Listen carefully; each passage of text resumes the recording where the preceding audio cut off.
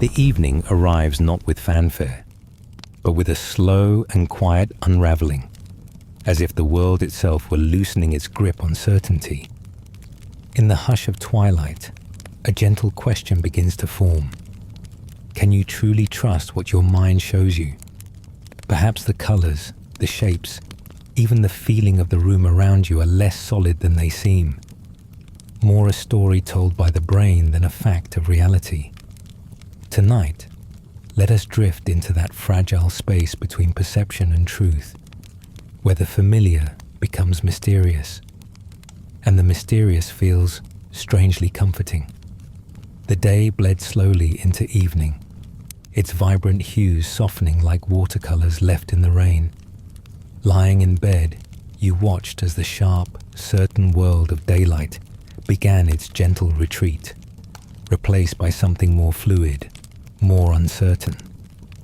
The walls, once a steadfast beige, now seemed to breathe, their color deepening to a muted gold where the last rays of sun still touched them. Shadows pooled in the corners of the room, not yet claiming dominance but gathering strength, whispering of the night to come. Your gaze drifted from object to familiar object, the dresser with its slightly ajar drawer, the book stacked unevenly on the nightstand, the curve of a lampshade, each one losing its hard edges, becoming softer, less defined. It was as if reality itself was exhaling, letting go of its rigid form. Before we drift further into this unraveling of perception, allow me a soft pause here. If these reflections speak to you, consider subscribing so that the more journeys like this can find you again. A quiet like helps this world of ideas reach further. And now there is also the hype button, resting beside subscribe and share. A single press can send these thoughts further out, rippling toward other curious minds. Last time, one hype alone gave my video an unexpected reach, carrying it further than I imagined. It truly matters. And if you wish, share a comment below. I would love to know from where in the world you are listening tonight. So let us continue with this gentle transformation, this quiet shift that invites deeper curiosity. The cerulean of the throw pillow on the armchair seemed to shift, now holding hints of violet, now of grey. Was it the light changing, or was it your eyes adjusting, interpreting the fading signals? The line between what was objectively there and what was merely perceived began to feel tantalizingly thin. You had always trusted your senses implicitly, built your understanding of the world upon their reports. But here, in the liminal space between day and night, that trust felt less certain. The room was not as it had been at noon. It was something else entirely, and you were its sole witness. A deep stillness settled, broken only by the slow, steady rhythm of your own breathing. The air in the room felt different too, thicker, cooler, carrying the faint, dusty scent of the coming night. You became acutely aware of your own presence within this shifting panorama, a conscious point around which this soft world seemed to revolve. The question formed not in words, but as a pure, weightless feeling of wonder. Is the blue truly blue? Is the shape of the chair the same shape it was an hour ago? Or has it, in its surrender to the dim light, become something new?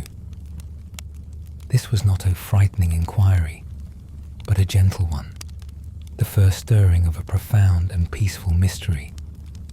The certainty of day had been a comfort, but this soft uncertainty, this quiet marveling at the nature of what is seen, felt like a different kind of truth, one that was alive, breathing, and beautifully, endlessly questionable. The world was not solidifying around you. It was dissolving, and in its place, something far more intriguing was beginning to appear. The deepening dusk continued its quiet work, and the world became a place of suggestion rather than statement. Shadows, once timid guests in the corners, now stretched across the floor like dark liquid, their edges bleeding into the fading light. The sharp lines that had defined the room, the meeting of wall and ceiling, the square edges of the picture frame, the distinct silhouette of a chair against the wall, all began to soften, to blur, as if viewed through a pane of rain-streaked glass. The solidity of things, so unquestioned in the full glare of day, now felt like a temporary agreement, one that night was gently revoking. Your eyes traced the outline of the bookshelf across the room, a familiar fixture you could have drawn from memory. Yet now, its form seemed to waver. The dark spines of the books merged into a single, undulating band of shadow, their titles and colours lost to the gathering gloom. The mind, ever eager to make sense of the sensory fragments it received, struggled to hold the image together. It knew there was a shelf, it knew there were books, and so it filled in the gaps, constructing a coherent whole from the scant data the dimming light provided. But the construction felt fragile, a best guess rather than a certainty. You became aware of this silent, constant act of interpretation, the brain's desperate, beautiful attempt to stitch a stable reality from a tapestry of fleeting impressions. A vase on the windowsill, once a clear-cut ceramic form, was now little more than a darker smudge against the twilight grey glass. Your perception of it shifted with every slow blink. One moment it held its familiar curves, the next it was an abstract shape, a mere possibility of a vase. This was not a failure of vision, but a revelation of its true nature. Sight was not a passive window onto the world. It was an active creative process. The mind did not simply record, it composed. It took the faint suggestions offered by the fading light and painted in the rest, using memory and expectation as its brushes. The vase was both there and not there, its existence contingent upon the collaboration between the dim world outside and the bright, interpreting world within your skull. This gentle erosion of form was not alarming, but profoundly peaceful. It stripped away the demanding certainty of daytime, replacing it with a softer, more ambiguous truth. The room was becoming a collection of essences rather than objects. The essence of shelfness, of vaseness, of chairness, all hovering in the semi-darkness. You felt no urge to turn on a lamp, to restore the world to its sharp, defined state. There was a curiosity in this ambiguity, a freedom in not quite knowing where one thing ended and another began. The fading was a kind of unveiling, showing not what things were, but how they were known. And in that space between the seen and the unseen, a deeper understanding began to stir, quiet as the advancing night. Memory surfaced like a ripple in the dimness, bringing with it the day's earlier illusions. There had been the shimmer on the asphalt, a wavering pool of silver that vanished as the car drew near, a mirage born of heat and light, a collective agreement of the eyes that dissolved upon approach, and before that, lying in the park, watching clouds drift, a dragon, a ship, a face looking down with soft, ephemeral eyes. Form suggested, then lost, then suggested again, as if the sky itself were a vast Rorschach test for the wandering mind. These were not errors of perception, but demonstrations of its very mechanism. The mind, hungry for pattern and meaning, seized upon random configurations of vapor and pavement glare and wove them into recognizable shapes. It was the same impulse that now, in the twilight, turned the shadow of a hanging coat into a lurking figure for for one heart-stopping second before reason smoothed it back into cloth. The brain was a relentless storyteller, narrating the world into being, stitching chaos into coherence with threads of expectation and memory. You wondered then if all form was merely interpretation, a continuous, unconscious act of creation. The solid oak of the door, the grain of the wood you could trace with your fingers in the light, was that its true nature? Or simply the story your senses told you about resistance and texture and visual pattern? Even the most concrete objects seemed to lose their absoluteness under scrutiny, becoming instead a dance of particles, a play of light, a narrative told by nerves to a conscious self that mistook the tale for the truth.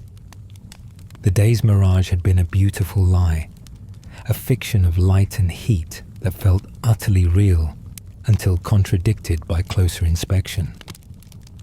The face in the clouds had been a moment's fantasy, a collaboration between atmosphere and imagination.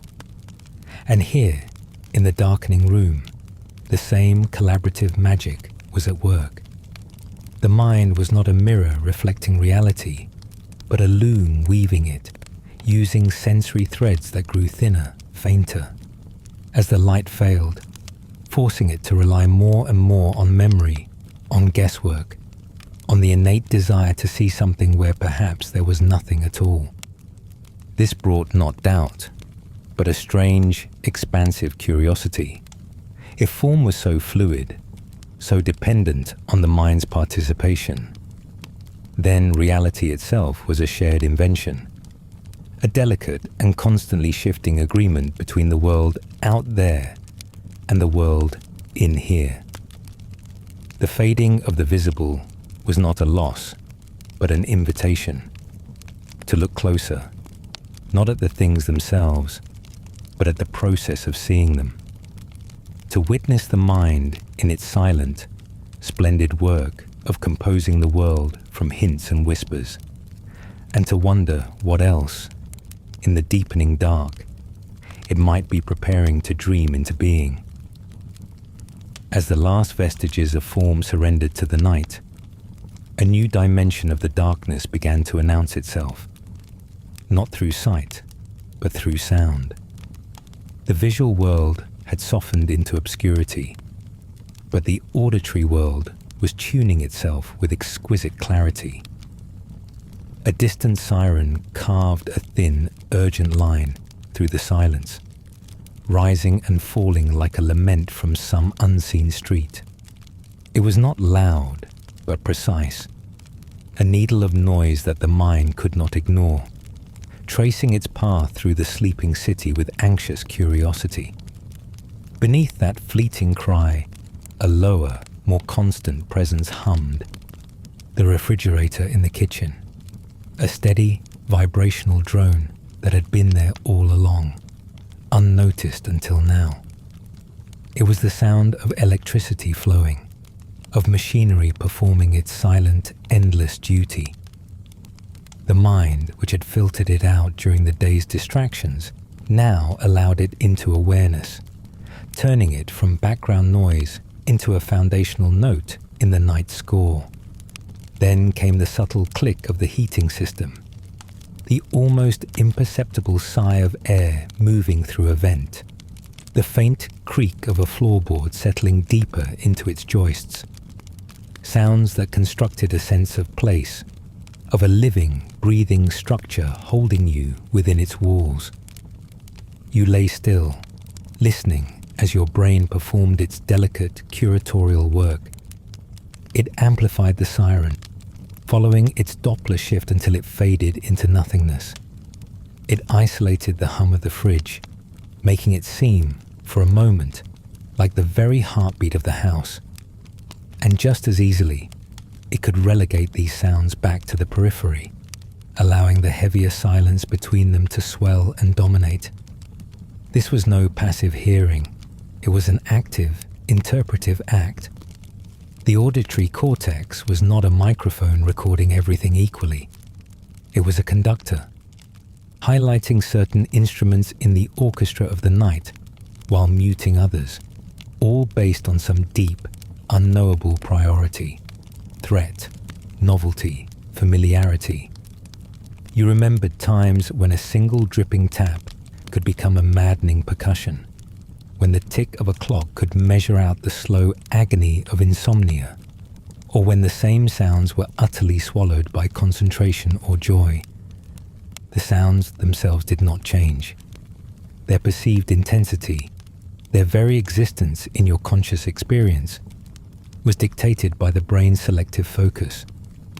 It built your reality, not from the raw noise of the world, but from a carefully edited version of it, a soundscape crafted for relevance and coherence. The night was not silent. It was a rich tapestry of vibration, from the infrasonic rumble of a truck miles away to the high-frequency buzz of a fly trapped between the window and the screen.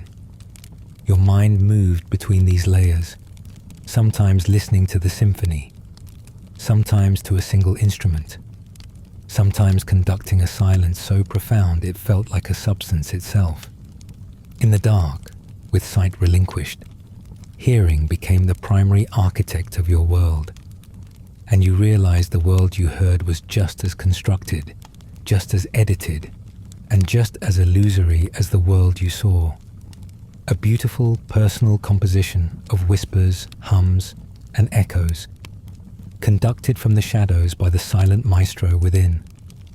The last echoes of the siren faded, the hum of the refrigerator cycled off, and for a moment, the world seemed to hold its breath. A profound quiet descended, so deep it felt almost physical, a velvet hush that wrapped around the room and pressed gently against the eardrums. This was the silence you had been waiting for, the true absence of sound, a blank canvas upon which nothing was painted, or so it seemed, for within that apparent void, a new presence made itself known, not from the outside world, but from within the very architecture of your own being. It began as a faint, high-pitched ring, a slender thread of sound woven from the fibers of your nervous system. It was not heard so much as sensed, a constant ethereal tone that had likely been there all along, masked by the day's cacophony, but now unveiled by the night's retreat. This was tinnitus, the brain's own internal feedback, a sound generated not by vibrating air, but by the firing of neurons, a phantom frequency born from the intricate wiring of the auditory cortex. It was the sound of silence itself, and it was anything but silent. The mind, confronted with a lack of external input, refused to accept nothingness. It filled the void with its own production, a self-composed tone to ensure the auditory landscape was never truly empty. This subtle ringing was a revelation, a private concert performed by the body for an audience of one. It hinted at a deeper truth, that what we perceive as silence is not an absence, but a construction, a curated experience crafted by the brain. Even in the most profound quiet, there is no true vacuum, only the mind's interpretation of sensory lack, which it promptly populates with its own innate sounds. The rush of blood in the ears, the low thrum of the body's machinery, and this persistent spectral ring. You lay perfectly still, focusing on that internal soundscape. The ringing seemed to shift in pitch and intensity, sometimes receding like a distant insect, sometimes swelling to a clear, piercing note that dominated awareness. Its presence was a reminder that perception is never passive.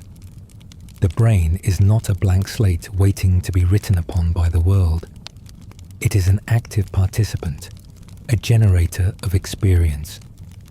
If it could create the sensation of sound from nothing but its own electrical impulses, then how much of what was heard was truly out there, and how much was manufactured in here to create a coherent, continuous reality. This internal symphony made the external world feel suddenly distant, less absolute. The silence of the night was not a void you were listening to, but a collaboration you were listening within. The brain was both the instrument and the musician, playing the subtle, constant note of itself against the backdrop of the world's quiet. It was a humbling, intimate discovery. The quest for perfect silence was a mirage. The mind would always provide its own soundtrack, ensuring that you were never, ever alone in the dark. The ringing was not a flaw in the system, but a feature of it.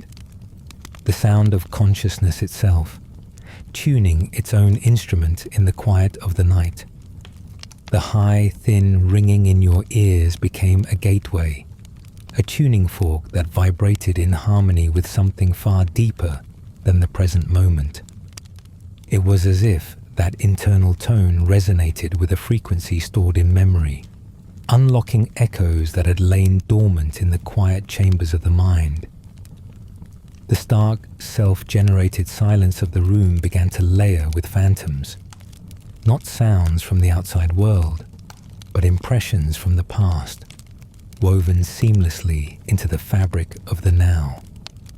A laugh surfaced first, not a full, robust sound, but the ghost of one, the bright, bell-like echo of a friend's amusement from years ago, heard across a sun-drenched table. It had no source in the dark room, yet it felt present, shimmering just at the edge of auditory awareness, a joyful ripple in the stillness. Then came a melody, a few bars of a song half remembered, one your mother used to hum while working in another room. The tune was incomplete, a fragment that looped gently. Its notes felt more than heard, a soft auditory lace laid over the silence. These were not intrusions but enrichments, the mind's gentle insistence that emptiness is an illusion. The brain, never content with mere absence, reached into its vast archives and pulled forth sensory souvenirs, blending them with the present moment to create a richer, more textured experience. The silence became a palimpsest, with a faint ringing of the nervous system as the foundational layer, and upon it, the delicate tracings of memory, a whispered word, the crash of a distant wave from a long-ago beach, the rhythmic clatter of a train on tracks you hadn't traveled in decades. Time itself seemed to soften at the edges, its linear progression yielding to a more fluid state. The past was not a separate country visited only in recollection. It was a layer of the present, audible in the quiet. The echo of that laugh felt as immediate as the coolness of the pillow against your cheek. The forgotten melody wove through the hum of your own blood, past and present harmonizing into a single continuous now. The brain made no distinction. It simply integrated, synthesized, creating a unified field of experience where memory and perception danced together, indistinguishable partners in the construction of reality. This blending was not a confusion, but a deepening, a revelation that what you experienced as the present was always a composite, a fusion of sensory input and memory's residue. The silence was not empty, it was full, a reservoir of all the sounds that had ever meant something, lightly stirred by the quiet of the night. You were not just lying in a dark room. You were lying in the accumulated auditory essence of your life, with the mind acting as both curator and composer, arranging the fragments into a seamless personal symphony. The illusion of silence was perhaps the most beautiful of all the mind's tricks. It presented not a void, but a space, a receptive, fertile quiet, where the internal and the external, the remembered and the perceived, could merge without conflict. In that space, you were not isolated in the dark. You were surrounded by the gentle, echoing tapestry of a lifetime, hearing not with your ears, but with your entire being. The silence was alive, and it was singing softly of everything that ever was. The blanket was a world in itself, a landscape of pressure and warmth that shifted with every slight movement. Its weight was a gentle, constant presence, a soft gravity holding you to the bed, to the earth, to the present moment. It was not a single uniform sensation, but a conversation, a subtle dialogue between the fabric and your skin, between the pressure points along your body and the quiet interpretation of your brain. The heaviness felt most distinct across the chest and legs, a comforting anchor in the dark. Yet as you focused on it, the sensation seemed to change, to breathe almost, becoming more or less pronounced without any shift in the blanket itself. This was touch, not as a fixed report from the outer world, but as a fluid, negotiated experience.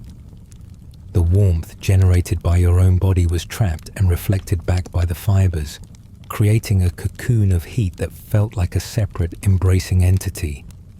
But was the warmth in the blanket, or in the nerves that registered it? The pressure of the covers was a physical fact, a measurable force, yet its perception, its very feeling of weight and security, was malleable, subject to the mind's focus and mood. A moment of anxiety could make the same weight feel stifling. A moment of peace could make it feel like the gentlest of holds. You shifted slightly, and the sensation transformed. The smooth cotton, cool where it had been exposed to the air, now brushed against your arm, registering as a fleeting chill before warming to match your skin temperature. The brain was not a passive recipient of these tactile signals. It was an active interpreter, comparing this new input against a library of past experiences. The memory of cold sheets, of heavy quilts, of a lover's light touch. It contextualized the feel of the blanket, making it more than just fabric. It made it safety. It made it night. It made it home. The dialogue was continuous and unconscious. The weight was not just on the body, but on the mind's representation of the body. A slight ache in the shoulder, noticed now, seemed to amplify the pressure of the blanket just over that spot. The brain drawing a connection, weaving the internal and external into a single sensory story. There was no separating the objective fact of the blanket from the subjective experience of its touch. The two were intertwined, a dance of stimulus and perception, of world and brain, each defining the other in a loop without beginning or end. Lying perfectly still, you tried to isolate the pure sensation, just the weight, just the warmth. But it was impossible. The moment you focused, the mind's commentary began. It labeled, it compared, it judged. The blanket was soft, it was heavy, it was comforting.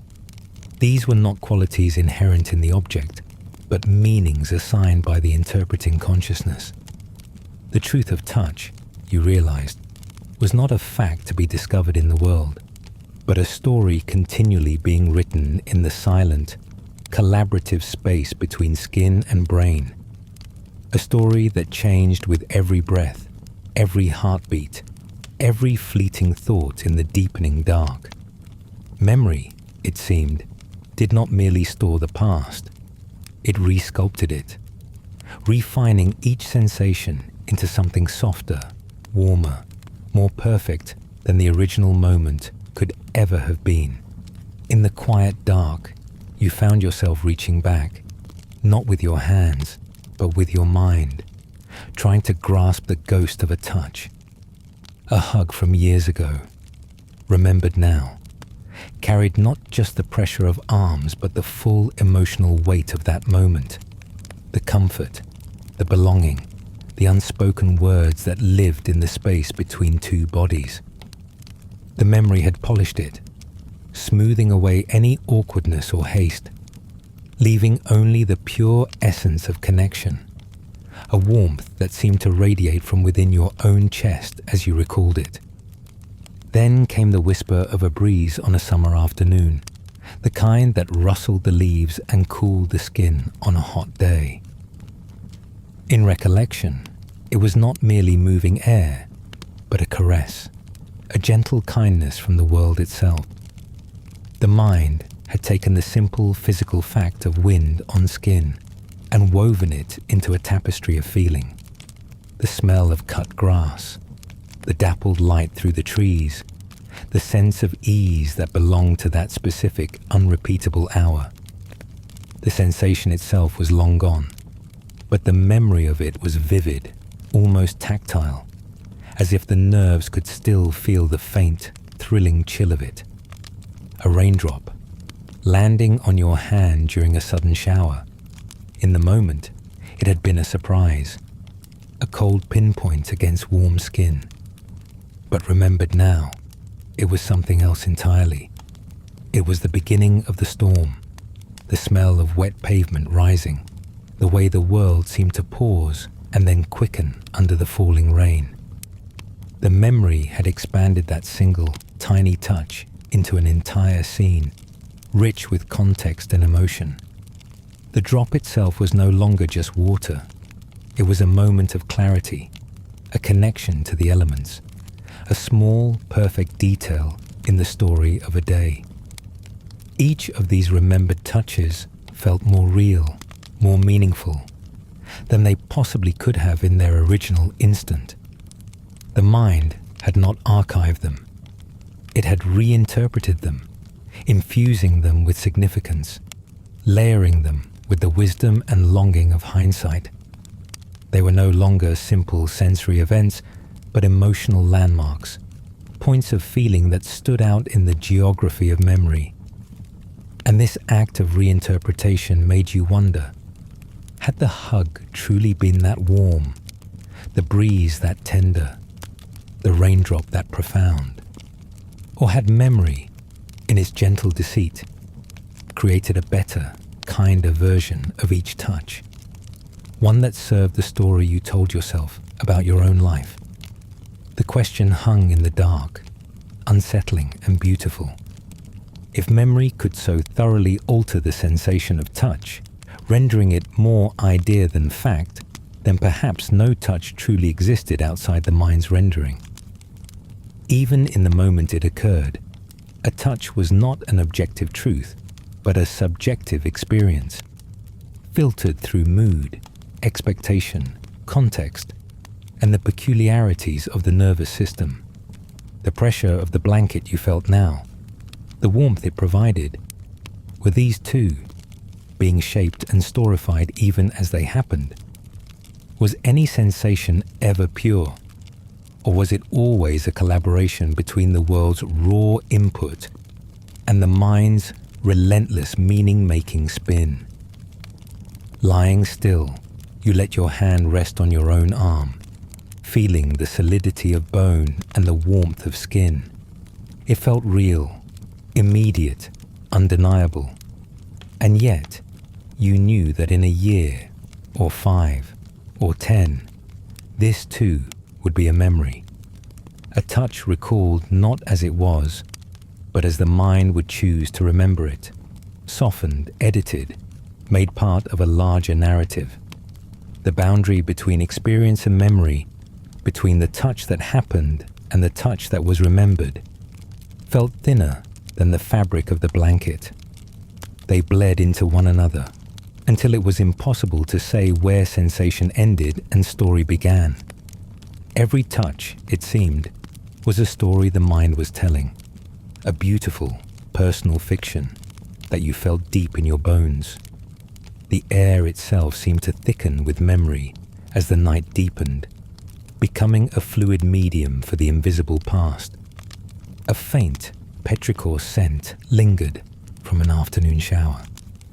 The ghost of rain on warm pavement.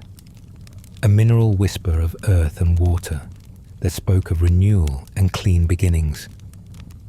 Mingled with it was the softer, domestic aroma of fabric softener, rising from the pillowcase with every slight turn of the head, a synthetic lavender and cotton, so familiar it was like breathing in a piece of home, a manufactured comfort that felt utterly genuine. And beneath it all, the subtle, musky scent of your own skin, a personal signature woven into the sheets, a constant, intimate presence that anchored you to your body in the dark. These scents did not simply float in the air. They acted as delicate keys, unlocking doors long thought closed. The rain smell carried you back to a specific childhood porch, watching a summer storm sheet down, feeling the cool spray on your face, a visceral sense of safety and wonder returning, as if decades had not passed. The lavender from the pillow was not just a chemical fragrance, but the echo of a grandmother's hug, a sachet in a drawer, a line of laundry flapping in a sunny breeze, a cascade of associations that had little to do with the scent itself and everything to do with the emotional architecture your mind had built around it. This was the alchemy of olfaction, the most direct line to the brain's oldest libraries. Sight and sound were processed through the thalamus, the brain's busy switchboard, before reaching the interpretive cortex.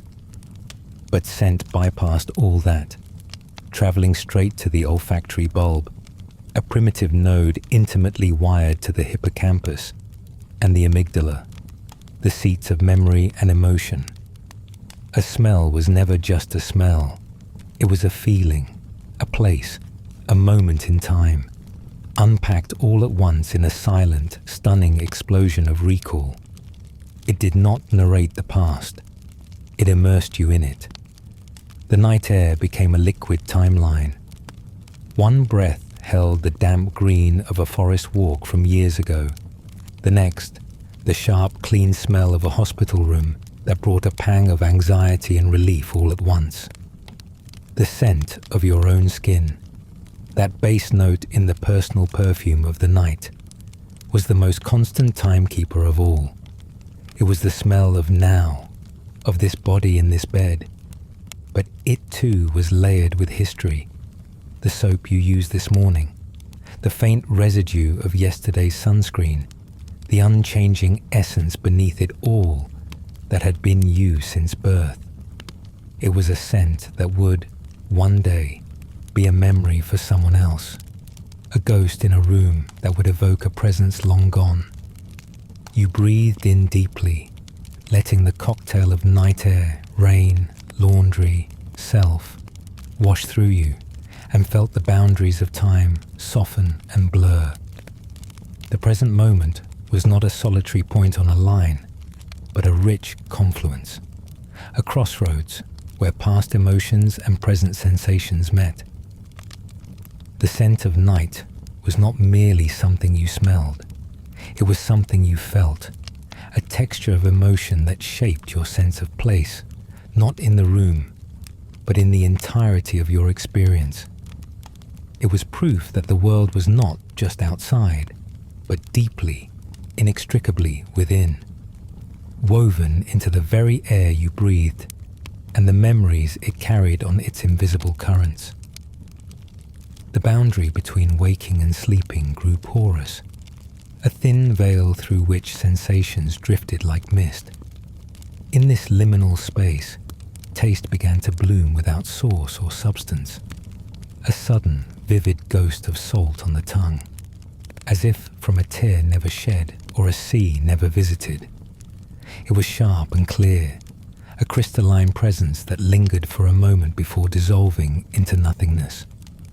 Then came honey, not the cloying sweetness of too much, but the warm floral depth of a single drop on the tongue, a golden memory of some forgotten afternoon, of biscuits and sunlit kitchens, and after that, a cool, clean shock of mint.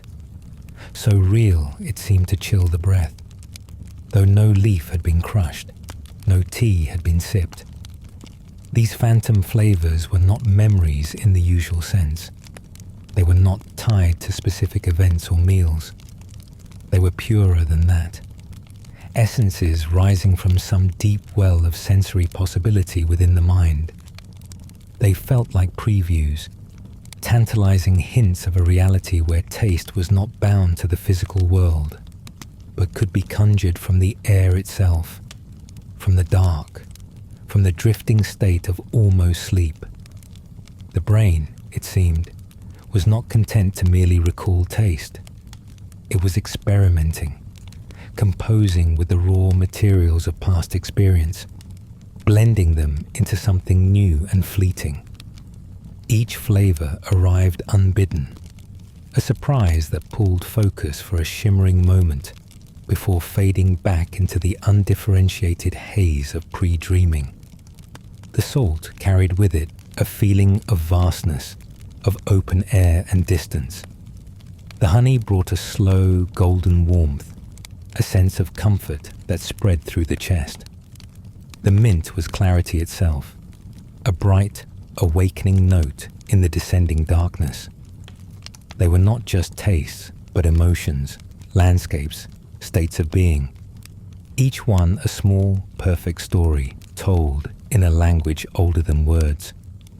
And in that drifting, you wondered, was flavor, like everything else, merely a story the brain told? A narrative constructed from fragmented electrical signals sent by the tongue, interpreted through the lens of memory, culture, and expectation. The salt was not inherently salty. That was the mind's label for a particular pattern of neural firing. The honey was not inherently sweet. That was the brain's translation of a chemical interaction into a known category of pleasure. Even in waking life, the taste of a strawberry was not in the berry itself, but in the mind's reading of it. A reading that could be altered by a stuffy nose, by suggestion, by a childhood memory of strawberry fields. Here, in the dark, with no actual substance on the tongue, the illusion was laid bare. The brain did not need a physical trigger to generate the full, rich experience of taste. It could produce it from nothing but its own intricate wiring, its vast library of sensory impressions. The salt, the honey, the mint. They were dreams of flavor, rehearsals for the more complex narratives of sleep. Proof that even this most concrete of senses was a fragile, beautiful fabrication. The mind was a chef in the void, seasoning the night with echoes of sensation, blending memory and imagination into a feast for a self that was half asleep, half awake, and entirely willing to believe. And you, the taster, floated in this strange kitchen, savoring each ghostly flavor as it came, knowing it was not real, yet feeling it more vividly than any actual meal. It was the pure idea of salt, the essence of honey, the spirit of mint, and in their fleeting presence, you tasted not just dreams, but the very process by which the mind creates a world from the barest whispers of experience. The mind, having conjured taste from the ether, now turned its formidable power inward, toward the most familiar and yet most elusive of all images, the face you called your own. In the darkness, with eyes closed, you attempted to summon it, not as it might appear in a glass, but as it lived in memory. A shifting, fluid portrait that refused to hold a single form.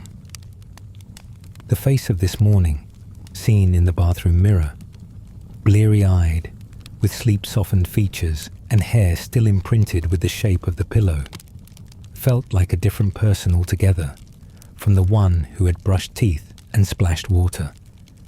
That face belonged to a stranger emerging from the fog of dreams, not yet fully claimed by the waking self.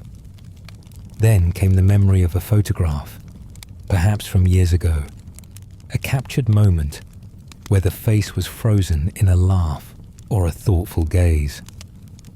That version felt both intimately known and completely distant, a relic of a self whose thoughts and fears you could no longer access. The mind could recall the arrangement of features, the curve of a lip, the set of the eyes, but it could not resurrect the inner world that had animated them. That person was gone, preserved only as a shell in the amber of memory. And what of the reflection you greeted daily? The one in the mirror was never truly stable. It changed with the light, with your mood, with the angle of your glance. Some days it appeared weary, etched with lines that told stories of worry and time. Other days it seemed brighter, smoother, almost glowing with an inner vitality that the mirror could only hint at. Which was the true face? The one you saw under the harsh noon sun, or the one softened by the gentle glow of evening? The face you presented to the world, or the one you hid in private moments of fatigue or joy? This questioning was not about vanity, but about the very continuity of identity. If your own face, the most personal of all sights, could be so changeable in memory and reflection, then what did it mean to be a continuous self? The brain, it seemed, did not store a single definitive image of you.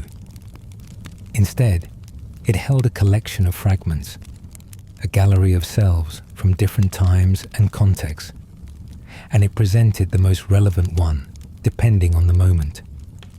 The face was not a fixed entity, but a narrative, a story the mind told about who you were in any given instant, built from sensory input, memory, and a heavy dose of interpretation. Lying in the dark, you felt the solidity of the self begin to soften at the edges, much like the forms of the room had hours earlier. You were not a stone statue, immutable through time. You were a river, constantly moving, constantly changing, with the mind standing on the bank, pointing and saying, "That is you," even as the water it indicated had already flowed downstream. The face you remembered from yesterday was gone, replaced by the face of today, which would itself be replaced by the face of tomorrow. The mirror did not show a truth. It showed a moment, and memory did not preserve a self.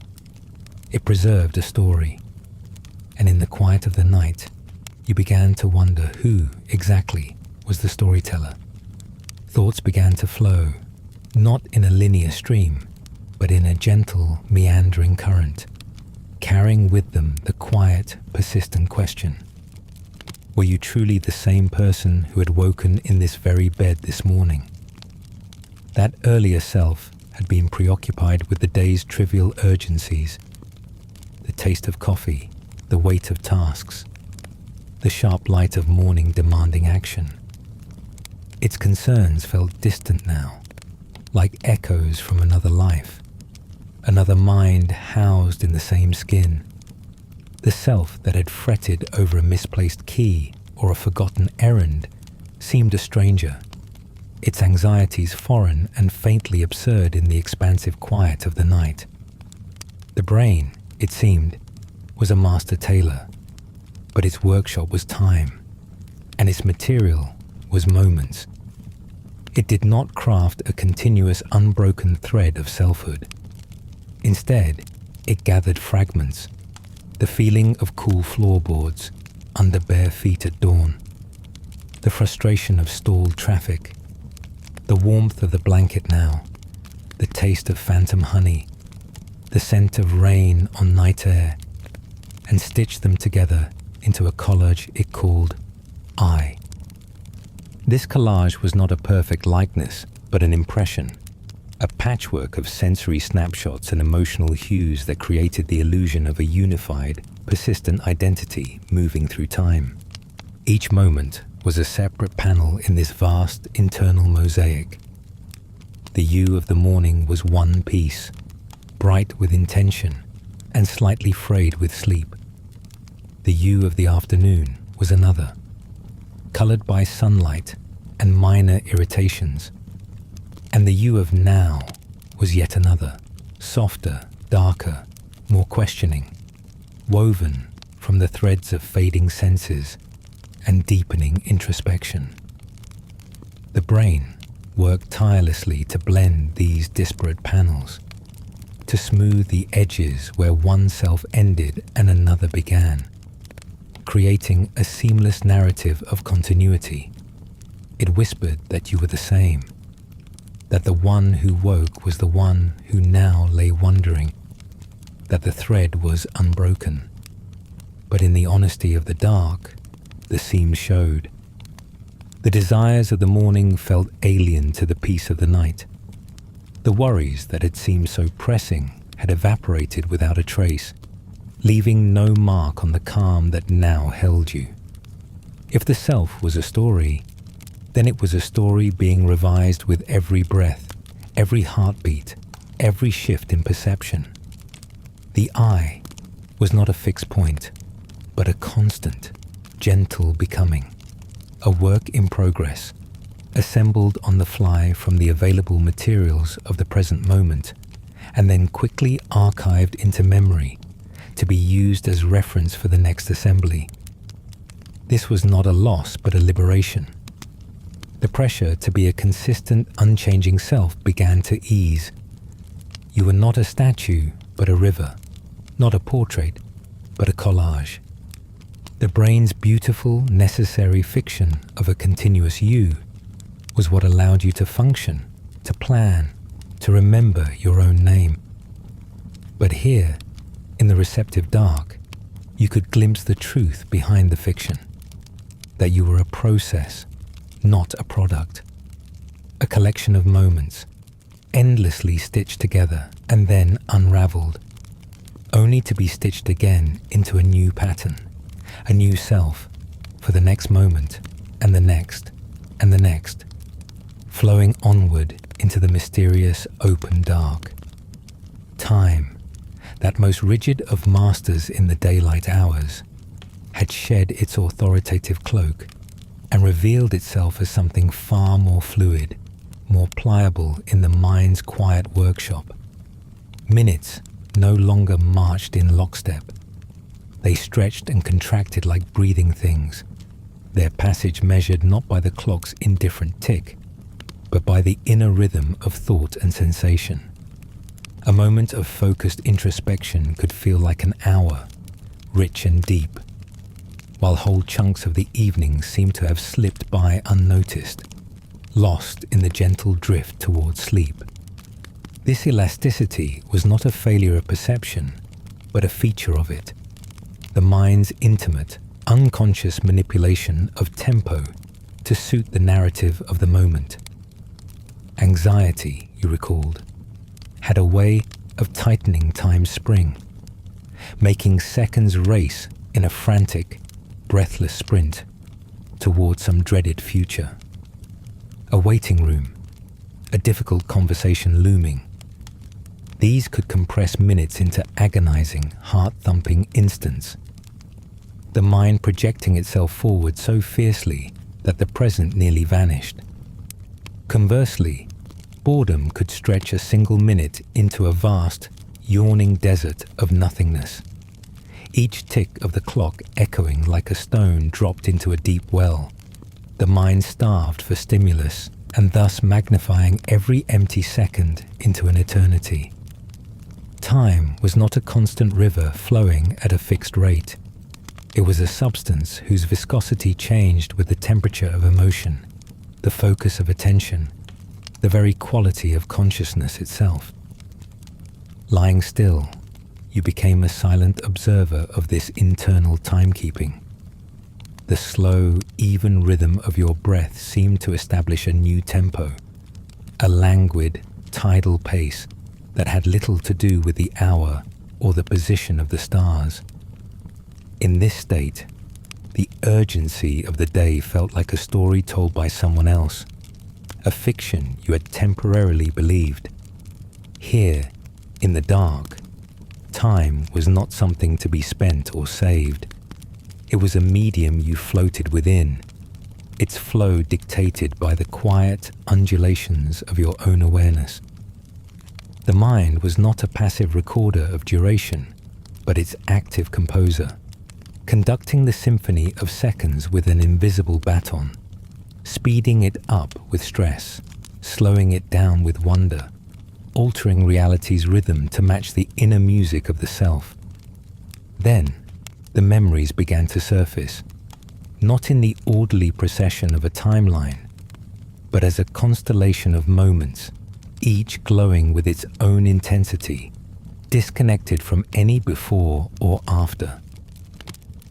A fragment of childhood, the rough texture of a wool blanket in a grandparent's house, the smell of wood smoke and old books, floated into awareness with the vividness of yesterday. It was immediately followed by the clear, sharp memory of a conversation from just that afternoon.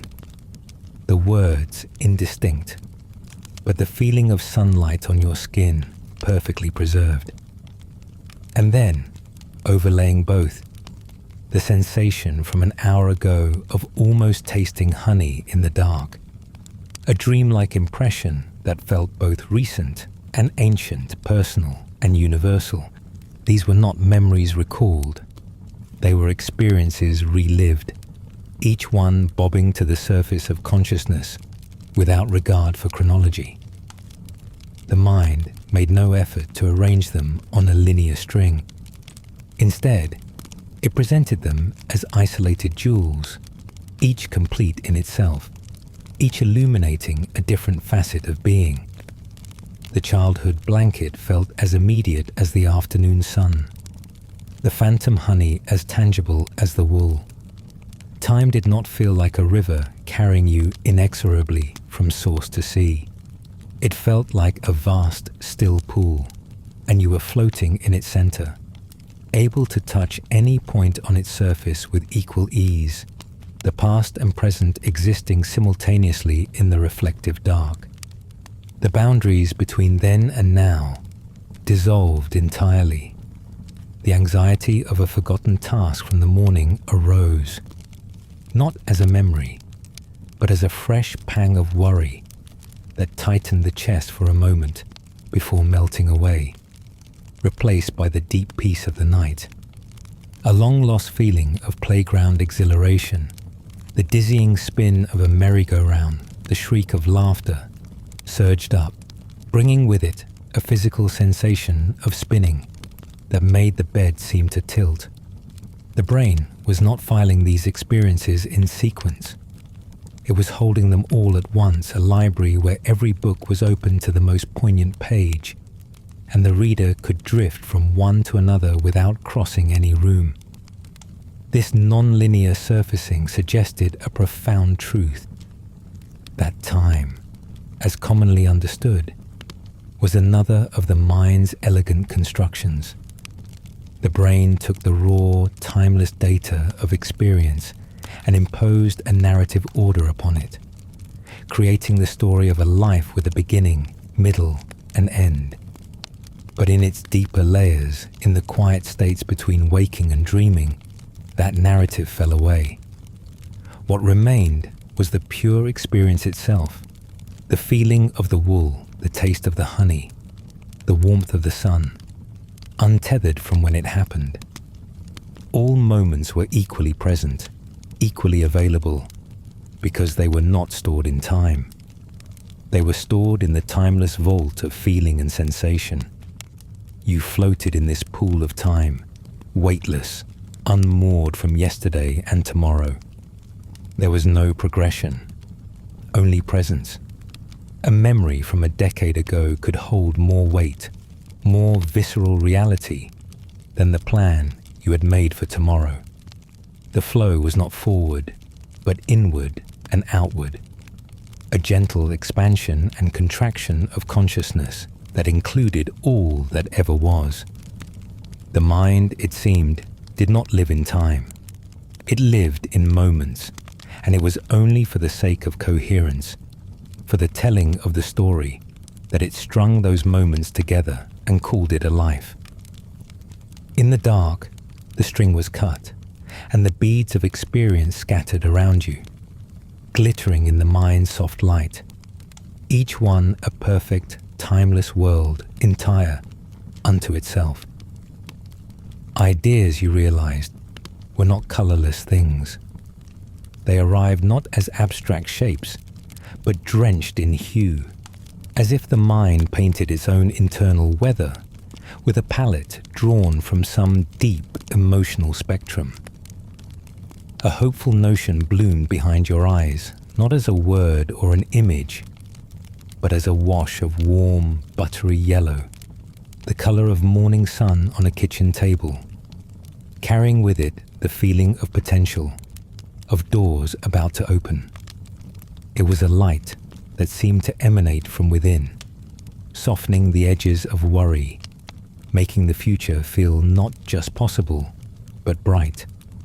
Then came a wave of calm, a quiet acceptance of the night and all its mysteries, and this feeling was not silent, but colored a profound, tranquil blue. The blue of deep lake water under a still sky, of shadows in a snow-filled forest at dusk. It was a cooling color, one that lowered the internal temperature, slowing the heartbeat and stilling the frantic chatter of daytime concerns. This blue did not shout. It murmured, spreading through your consciousness like a gentle tide, bringing with it a sense of peace that felt both vast and intimate. Other thoughts followed, each with its own chromatic signature. A flicker of nostalgia was sepia-toned, the color of old photographs and dried flowers, a soft, bittersweet brown that carried the scent of attics and the sound of distant, laughing voices.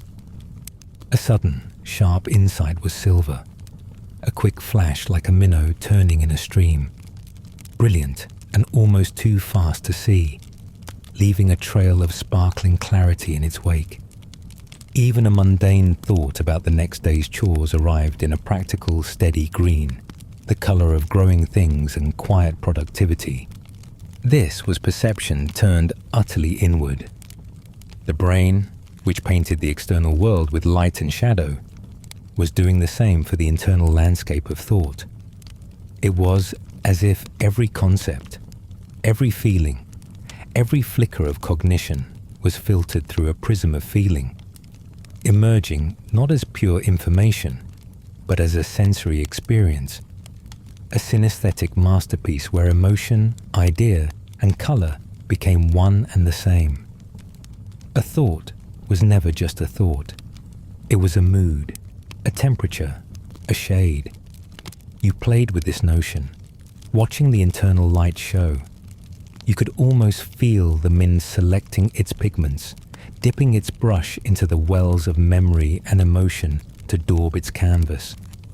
The yellow of hope was mixed from the memory of a certain sunrise, the feeling of a solved problem, the anticipation of a reunion. The blue of calm was blended from the recollection of a quiet lake, the sound of a mother's lullaby, the safety of deep sleep. The colors were not arbitrary. They were earned, synthesized from a lifetime of lived experience, each hue a complex chemical and emotional recipe. This meant that even the most abstract thoughts were never truly abstract. They were always embodied, always felt, always painted by the unique perceptions of the thinker. Your blue of calm might be another's blue of sadness. Your yellow of hope might be another's yellow of anxiety. The color of thought was a deeply personal language, a code of consciousness where meaning was conveyed not in definitions, but in shades and feelings. Reality was not just constructed from the outside in, through the senses, but from the inside out, through the mind's own vibrant ceaseless artistry. And in the dark, with eyes closed to the world's colors, you could finally see the brilliant, shifting spectrum of your own mind at work, painting the night with the beautiful, untranslatable colors of thought. As sleep drew near, the mind's careful construction of waking reality began to fray at the edges, making way for a new, more fluid kind of architecture. The first images of dreams did not arrive fully formed, but as flickers, a splash of color behind closed eyelids that resolved into no known shape, a fleeting impression of movement in a darkened corridor, the ghost of a room that was not your own. These were the raw materials, the scattered bricks and half-formed blueprints from which the night's worlds would be built. They shimmered at the threshold of consciousness, insubstantial as heat haze, yet charged with a strange significance, as if each fragment held the potential for an entire story. You watched this process begin, a silent witness to the mind's shift from interpreter to inventor. It was no longer stitching together sensory input from the outside world, but drawing from a deeper well, the vast, uncharted cellar of memory, desire, fear, and pure imagination. A remembered scent of pine from a childhood holiday might brush against the ghost of a forgotten face, and from that collision, a new scene would start to coalesce. A forest path at dusk, the crunch of needles underfoot, a figure waiting just ahead, its features unclear, but its presence intensely felt. The brain was not recalling, it was composing, using the same brilliant deceptive tools it employed in daylight, but now freed from the constraints of external validation. This dream drafting felt eerily familiar, a more vivid, unedited version of the way the waking world was assembled. Just as the mind took the blur of dusk and constructed the suggestion of a vase, so it took these random neural firings and constructed entire landscapes. Just as it layered the sound of memory over the silence of the night, it now layered narrative over these fleeting images, weaving them into tapestries of experience that felt utterly real while they lasted. The logic was not the logic of the day, but it had its own compelling consistency, an internal coherence that asked not for belief, but for surrender. Lying on the precipice of sleep, you understood that the divide between waking and dreaming was not a chasm, but a gentle slope. The same mind that built the solid, dependable world of your bedroom, filling in the shadows, editing the sounds, contextualizing the pressure of the blanket, was now turning its immense creative power inward. It was building with the same fragments, the same whispers of sensation and memory, but now the blueprint was hidden, the purpose unknown. The architecture of dreams was not a foreign language.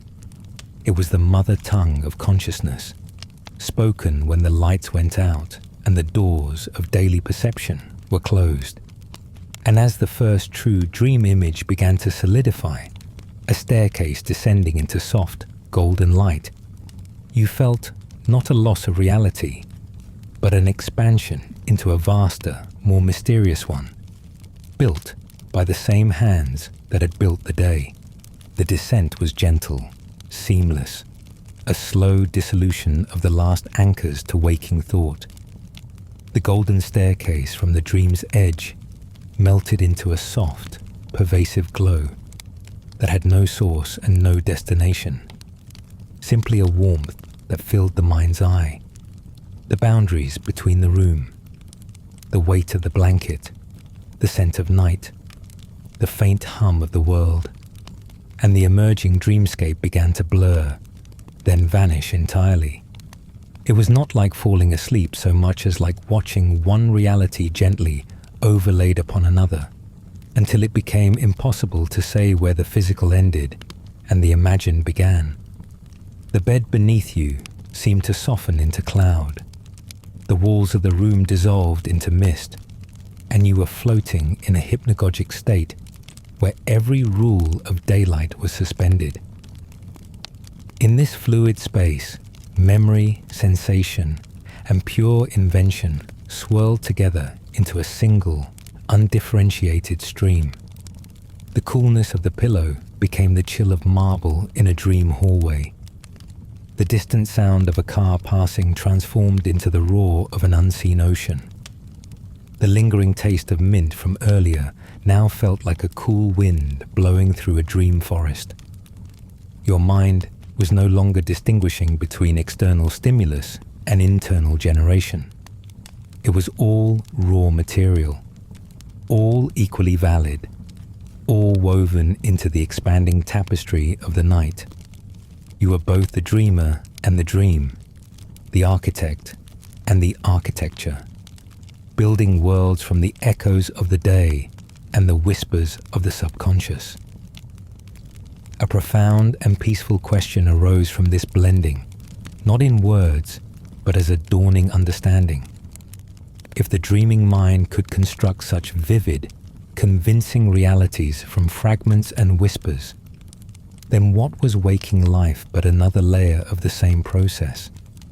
The solid world of day, the sharpness of forms, the certainty of sounds, the clear logic of time and self, felt now like a particularly persistent and collaborative dream, one you shared with others, built from agreed-upon sensory input and reinforced by constant validation. But the mechanism was the same. The brain took in signals, photons, sound waves, pressure, and spun them into a coherent experience.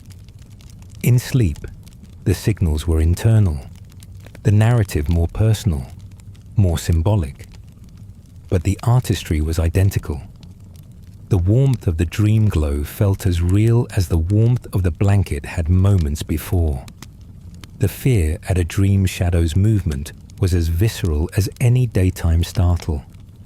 The joy at finding a dream garden was as uplifting as any waking pleasure. In this hypnagogic state, the two realities were not opposed. They were parallel constructions, equally true in their moment of experience.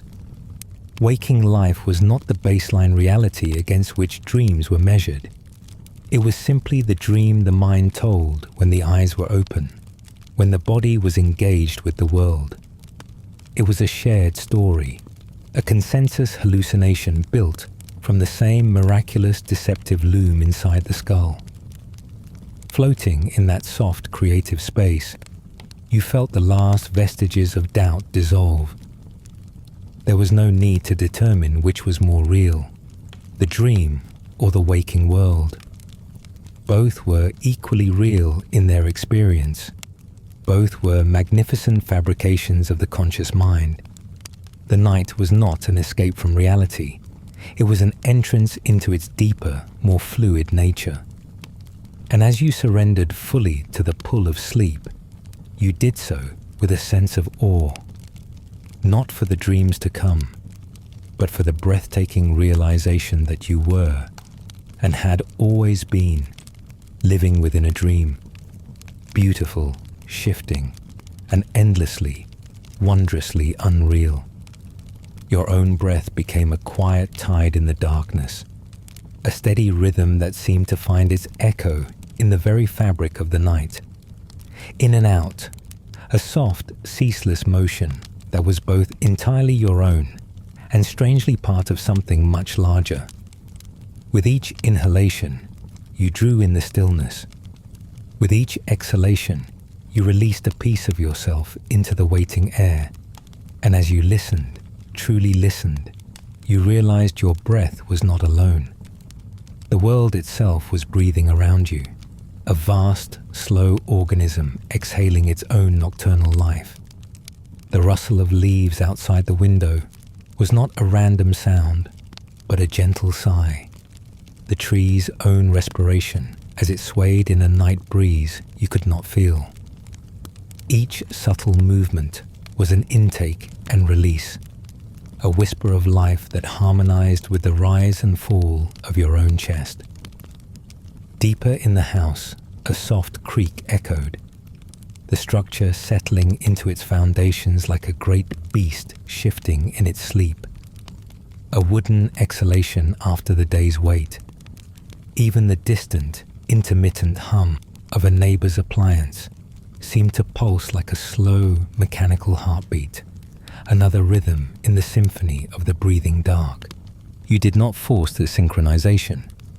It happened on its own, a natural entrainment of your body's rhythm with the world's. Your inhalations lengthened to match the drawn-out sigh of the wind. Your exhalations softened to mirror the house's gentle groan. The boundary between your breath and the world's breath grew thin, then invisible. You were not simply a person lying in a room, separate from your surroundings. You were a participant in a vast, silent exchange, breathing with the trees, with the walls, with the very air that filled the spaces between things. Your lungs were not just drawing in oxygen, they were drawing in the night itself, and with it, a profound sense of belonging. This was not a metaphor felt in the mind, but a sensation felt in the body, a deep cellular knowing. The illusion of separation, so carefully maintained by daylight logic, melted away in the face of this shared rhythm. You were not an observer of the world's breath. You were its instrument, a single note in its endless quiet song.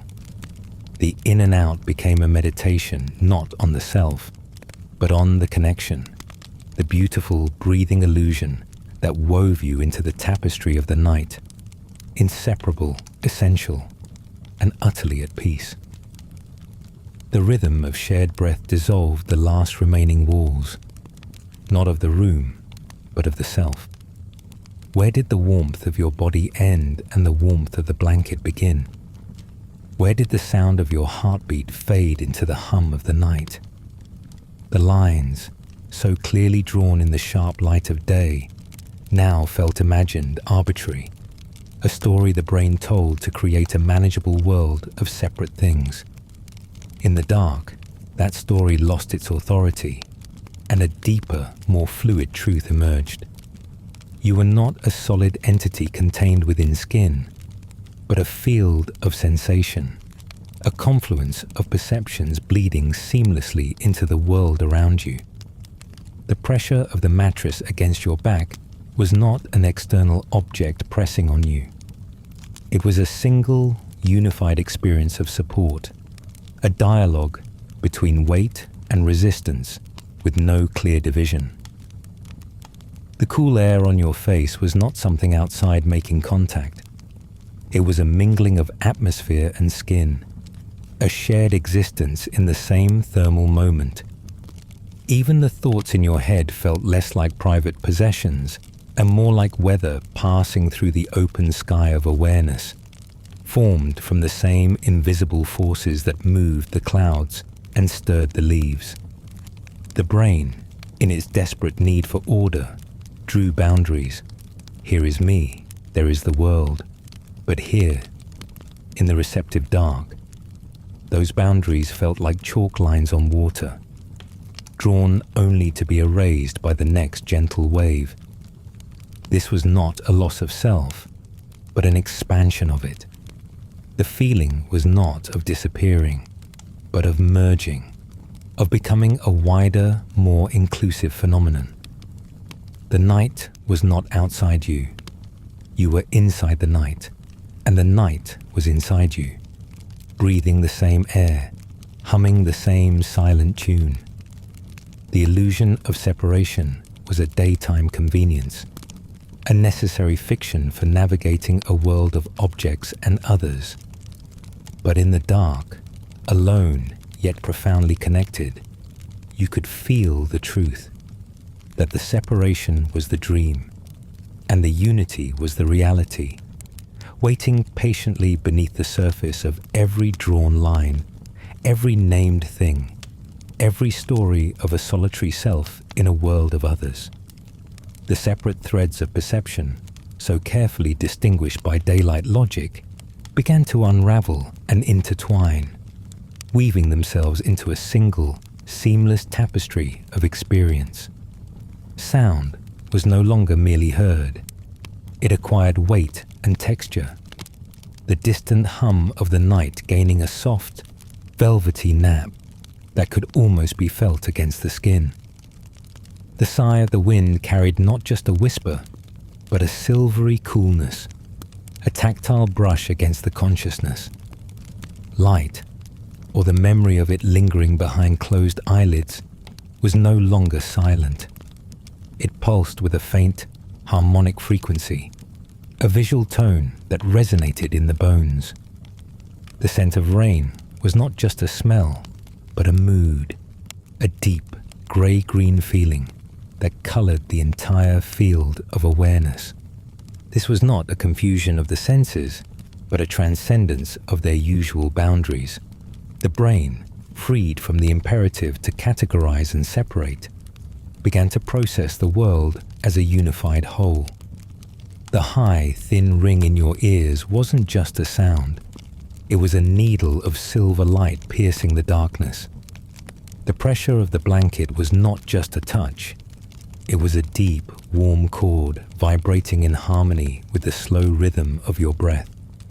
Each sensation bled into the next, not losing its identity, but enriching it, becoming part of a grand, internal symphony, where the instruments were sight, sound, smell, touch, and taste, all playing the same magnificent wordless piece. The mind was the conductor of this symphony, but it was also the concert hall and the audience. It no longer received separate reports from 5 distinct envoys. It experienced a single, multifaceted impression of the now.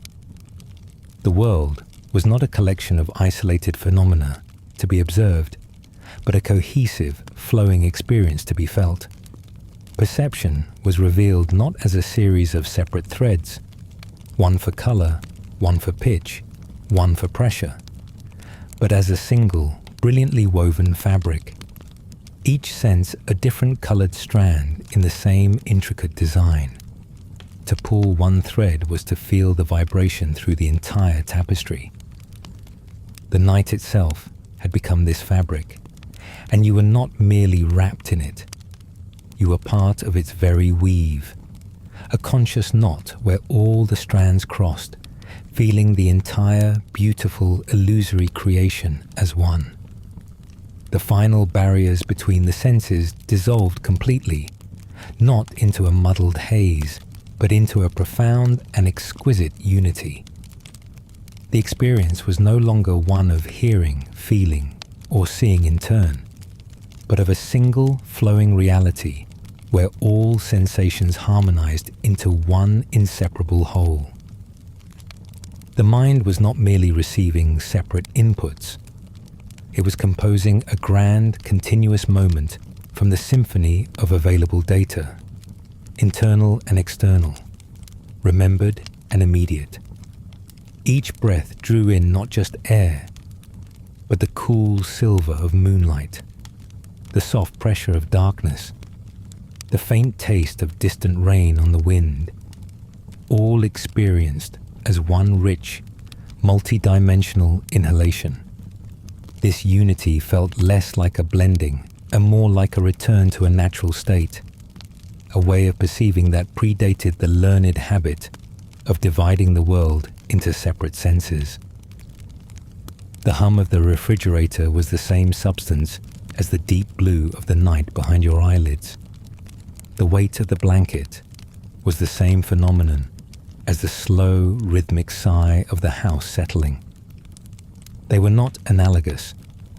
They were identical in their essence, simply different expressions of the same conscious field.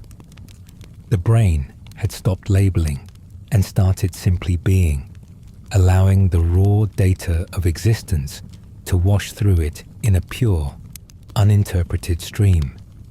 And in that stream, all was one. You embraced this convergence, not as a loss of distinction, but as a gain of wholeness. The anxiety of fragmented perception, the need to know what was sound, what was touch, what was real, melted away. In its place was a deep, flowing certainty that the experience itself was the only truth. The mind's great work was not to analyze the threads, but to appreciate the tapestry, to feel the seamless integration of all sensation into a moment that was unique, complete, and utterly unrepeatable. This moment, with this specific constellation of feelings, would never come again, and that was its beauty. It was a singular note in the endless song of consciousness, and you were both the singer and the listener, fully immersed in the harmony.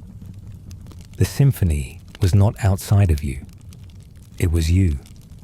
The coolness, the hum, the dark, the memory of mint, the rhythm of breath. These were not things you were perceiving, but aspects of what you were in this exact instant. The mind had finally achieved its ultimate synthesis, weaving every whisper of input into a coherent, flowing reality that was both a creation and an experience. There was no separation between the perceiver and the perceived, between the sensation and the sense of self. All was a single, vibrant, oscillating field of awareness, a symphony where every note was essential, and the music was the only thing that had ever been real. The mind, having woven the world into a seamless flowing tapestry, now released its final grip on the need to understand it. A profound peace descended, not as an absence of questions, but as a gentle embrace of the not knowing. The mystery of what was real, what was dreamt, what was memory or mere neural fancy, ceased to be a puzzle to be solved and became instead a soft, dark ocean in which to float. The relentless search for answers, the daylight imperative to label and define, simply let go, like a held breath finally exhaled into the welcoming night. This surrender was not a defeat, but a homecoming. The uncertainty was not a void to be feared, but a space of infinite possibility, a fertile ground where wonder could bloom unencumbered by the brittle constraints of certainty. The mind, which had worked so tirelessly to construct a coherent reality, now rested in the knowledge that the construction itself was the miracle, not the final product. It was enough to be the experiencer, the witness to the magnificent shifting show, without needing to know the mechanics behind the curtain. The questions, is this real? Am I dreaming? Did not vanish, but they lost their sharp edges, becoming instead soft, curious companions in the dark. You felt held by this gentle embrace of mystery, cradled in the mind's own soft acceptance of its beautiful limitations. The same faculty that built the world also provided the comfort of not fully comprehending it, a tender paradox that felt like the truest wisdom. There was no need to choose between the dream and the waking, the real and the imagined. They were all part of the same exquisite, unknowable whole, and in that wholeness there was a deep and abiding rest. The need to pin reality down, to dissect it and place its parts in neatly labeled boxes, felt like a distant, faintly absurd daytime habit. Here, in the dark, you simply were, and the mystery was not a wall to break through, but a soft, endless horizon to behold. Certainty, you realized, had always been a kind of cage, its rigid bars built from the mind's desperate need for fixed answers and unchanging truths. It offered the comfort of the known, but at the cost of wonder, sealing away the vast and shimmering field of possibility that lay just beyond its walls. In the soft dark, that cage seemed to dissolve, its bars melting into the surrounding shadows, and what remained was not chaos, but a profound and liberating openness. Uncertainty was not the absence of truth, but the presence of all potential truths at once, a fertile darkness where anything could bloom, new understandings, unexpected beauties, moments of grace not yet imagined. This soft dark allowed for rest of a deeper kind, a rest not just for the body, but for the very soul of inquiry.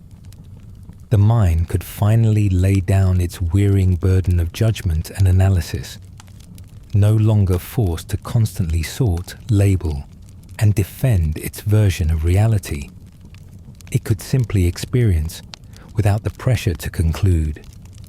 In this space, wonder returned, not as a frantic searching, but as a quiet, receptive awe at the sheer mystery of being. The blurred edge of a shadow was no longer a problem to be solved with more light, but an invitation to appreciate the elegance of ambiguity, the poetry of not quite knowing. The faint, unplaceable sound was not a threat to be identified, but a note in the night's silent music, to be enjoyed for its own elusive beauty.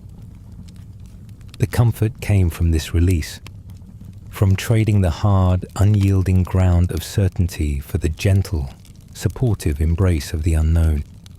It was the difference between standing rigidly on a narrow ledge and floating in a calm, boundless sea. One offered the illusion of safety through limitation. The other offered true peace through expansion. The dark did not demand answers. It welcomed questions. And in that welcome, it offered a deeper kind of knowing, not knowledge of facts, but understanding of the process itself, a trust in the mind's endless creative dance with the mystery of existence. To rest in uncertainty was to finally come home to the true nature of experience, beautiful, fleeting, and forever, wonderfully, beyond any final say. Your life felt less like a sequence of events and more like a narrative, a story you told yourself each day, each moment, revising and editing with the gentle, unconscious hand of a novelist refining a draft. In the quiet dark, you turned a memory over in your mind, a simple moment from a week ago, a conversation in a sunlit kitchen. As you revisited it, the edges softened, the harshness of a misunderstood word was sanded away, and the overall tone warmed, like old wood polished by time and touch. The memory was no longer a perfect recording. It was an interpretation, a story shaped not for accuracy, but for coherence, for emotional sense. The brain, it seemed, was less an archivist and more a curator, selecting and emphasizing details that fit the evolving theme of your identity, quietly discarding those that did not. You watched this revision happen in real time, a subtle shift in the emotional color of the recollection. The slight tension in that kitchen moment was now framed not as conflict, but as a prelude to understanding. The other person's expression, once read as impatient, was now remembered as thoughtful. The story was being gently massaged into a better shape, a kinder narrative that supported the person you believed yourself to be today. This was not a lie, but a synthesis. The mind's beautiful, necessary deceit to ensure that the past remained a usable country, a place you could visit without being wounded by its sharp edges. It edited for meaning, not for truth, weaving the scattered threads of experience into a tapestry that felt whole and purposeful. This storytelling was the bedrock of self. Without it, life would be a chaotic jumble of disconnected sensations and events. The brain's genius was in its ability to take that chaos and spin it into a coherent tale with you as the continuous protagonist. But here, in the honest dark, You could see the seams, the places where the narrative had been stitched together from hope and hindsight. The memory was not a fixed thing, but a living one, changing each time it was recalled, influenced by your current mood, your newest beliefs, the person you had become since the event occurred. You were not remembering the past. You were recreating it, telling yourself a story about who you were, and in the telling, gently becoming that person all over again. The comfort was immense. The brain was not a cold recorder of fact, but a warm, compassionate storyteller, dedicated to crafting a life that made sense, that held together, that was, above all, bearable and beautiful. It knew that the raw truth of a moment was often too sharp, too disjointed, to live with. So it smoothed and it shaped. It highlighted and it hid, all in the service of creating a narrative you could carry forward. A story of a self that learned, that grew, that was ultimately good and worthy. The story was the truth, not of what happened, but of what it meant. And in the quiet of the night, you could feel that gentle editorial hand at work, turning the scattered pages of your life into a book you would always want to read, a story that, despite its edits and revisions, was endlessly, perfectly your own. A single point of light pierced the deep velvet of the night, a distant and solitary spark visible through the window's dark glass. It was impossible to tell if it was a star, cold and ancient, burning its silent story across light years, or a simple porch lamp, warm and mundane, left on by a neighbor to ward off the dark. It flickered slightly, not with the twinkle of atmospheric interference that stars endured, but with the subtle, rhythmic pulse of something terrestrial. Perhaps a tree branch swaying gently in the night breeze, intermittently obscuring and revealing its glow. This tiny beacon became the focal point of the entire vast darkness, a pinprick around which the whole night seemed to slowly turn. You watched it, and the mind, that relentless maker of meaning, began its silent work. It took the simple, objective fact of photons striking the retina, a wavelength of light, a point of energy, and began to spin a story around it. If it was a star, it was a story of immense distance and solitude, a reminder of the incomprehensible vastness in which your own small world floated. That single point of light had journeyed for decades or centuries across the void to meet your eye, a messenger from a past you could never visit, a connection to a cosmos utterly indifferent to your existence. Its flicker was a testament to time and space on a scale that dwarfed all human concerns into insignificance. But if it was a porch light, the story shifted entirely. Then it became a signal of connection, of domesticity, of another consciousness awake in the sleeping world. It spoke of a family behind a door, of lives intertwined, of a small, deliberate act of illumination against the dark. Its flicker was not cosmic but personal, the dance of leaves in a yard, a sign of life and proximity. That same point of light now meant community, the subtle, unspoken bond between neighbors who share the same night, the same air, the same human need and for a little light in the darkness. The light itself was neutral, a mere physical phenomenon, but the mind could not leave it that way. It had to turn the photons into poetry, the energy into emotion. It had to decide whether that flicker was a cold echo of cosmic isolation or a warm promise of human nearness. This was the essence of perception, not the passive reception of data, but the active, passionate imposition of narrative.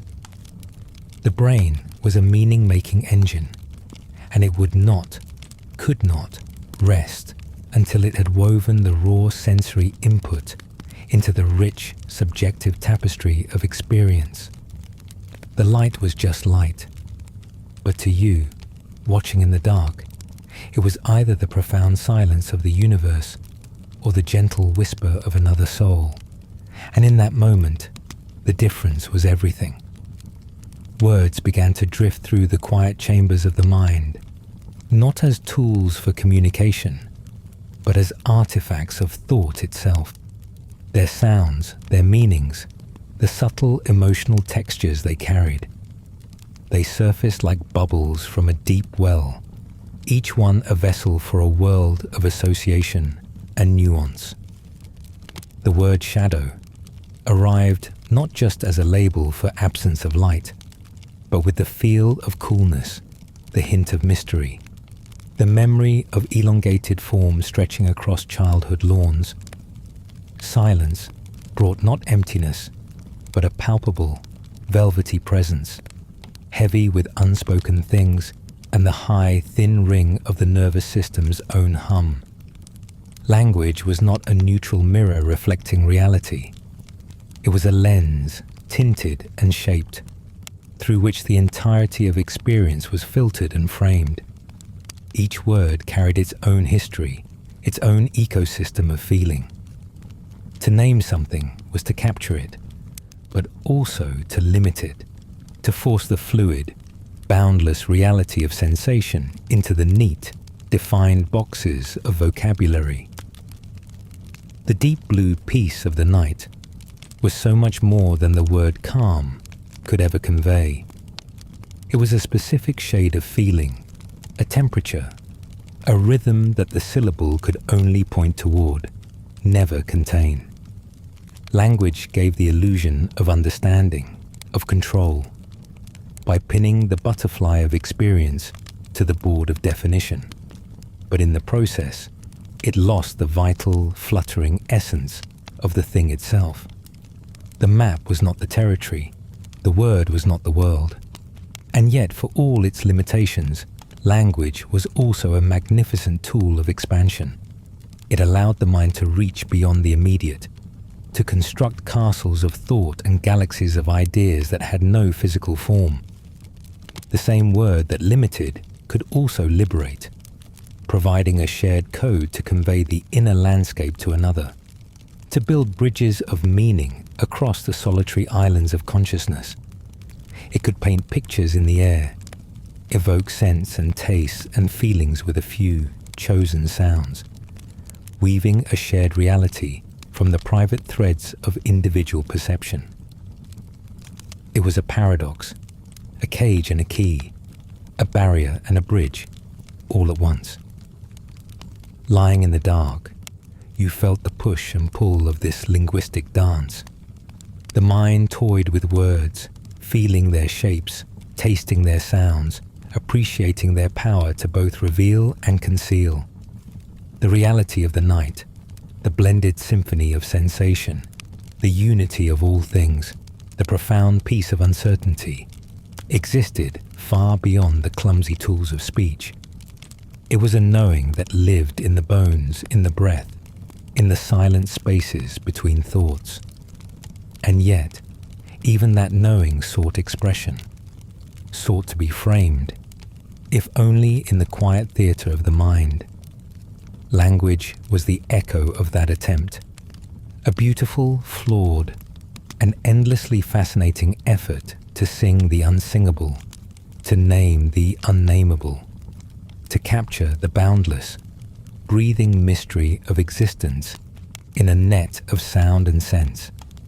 It was the mind's final poignant love letter to a reality it could never fully possess, only point toward with awe and wonder. A sudden, inexplicable sadness descended, not as a thought, but as a weight, a heaviness that seemed to pull at the very substance of the air in the room. It arrived without cause or memory, a deep gravitational pull on the soul, making the darkness feel thick and suffocating, the silence a void rather than a comfort.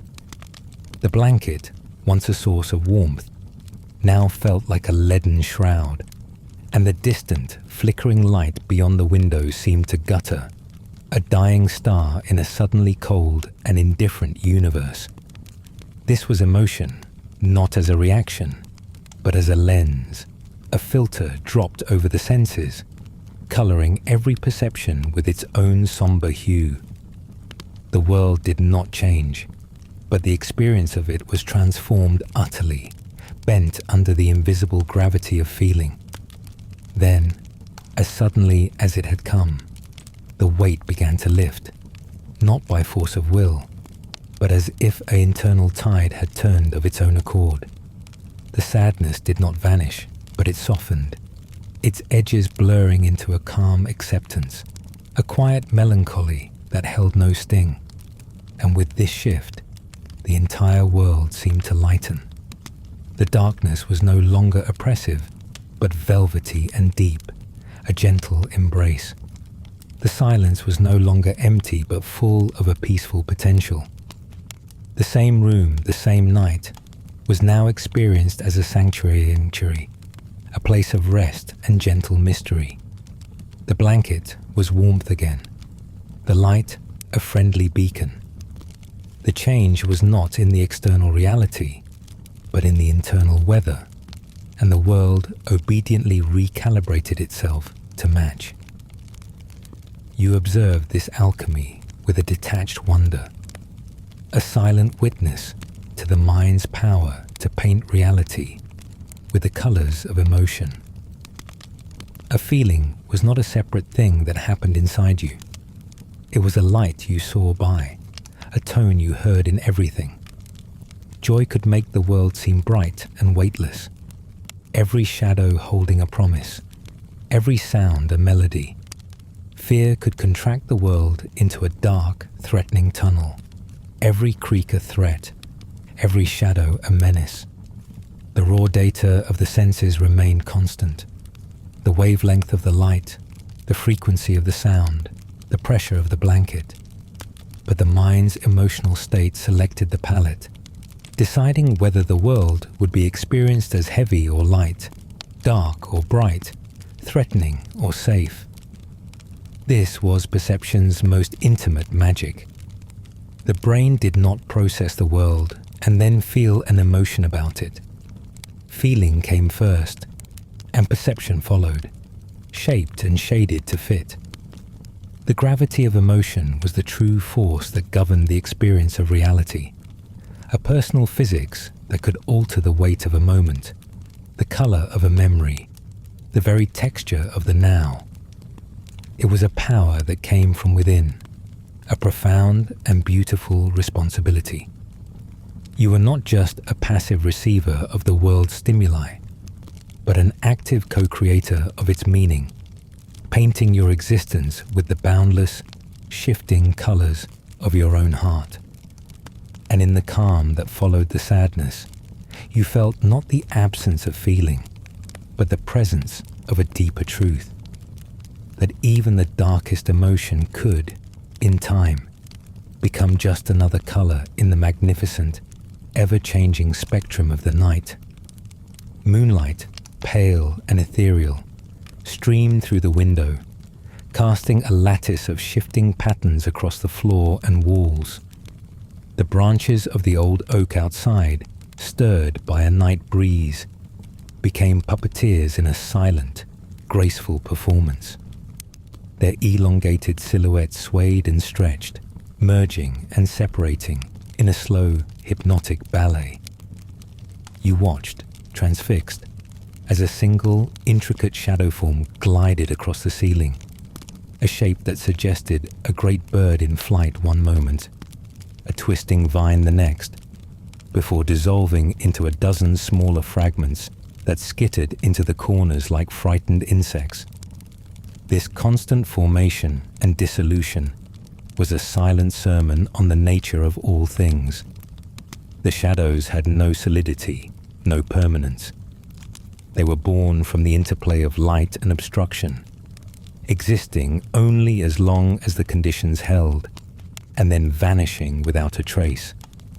They were pure potential, forever on the verge of becoming something recognizable, a face, a beast, a memory, only to slip back into the formless dark before the mind could fully claim them. Their dance was a beautiful, fleeting illusion, a show put on for an audience of one with no promise of an encore. And in their ephemeral nature, they were the perfect mirror for thought itself. Ideas arose in the mind just as the shadows formed on the wall, spontaneous, often beautiful configurations that seemed to hold profound meaning. But try to grasp one, to hold it still and examine it, and it would inevitably fray at the edges, lose its shape, and melt back into the undifferentiated pool of consciousness from which it came. A worry that had felt solid and immense an hour ago now seemed as insubstantial as the trembling leaf shadow on the floor. A moment of inspiration that had shone like a revelation now felt distant and unclear, its details lost. Nothing held its form forever. This was the final gentle reminder whispered by the night, that nothing is permanent, not even reality.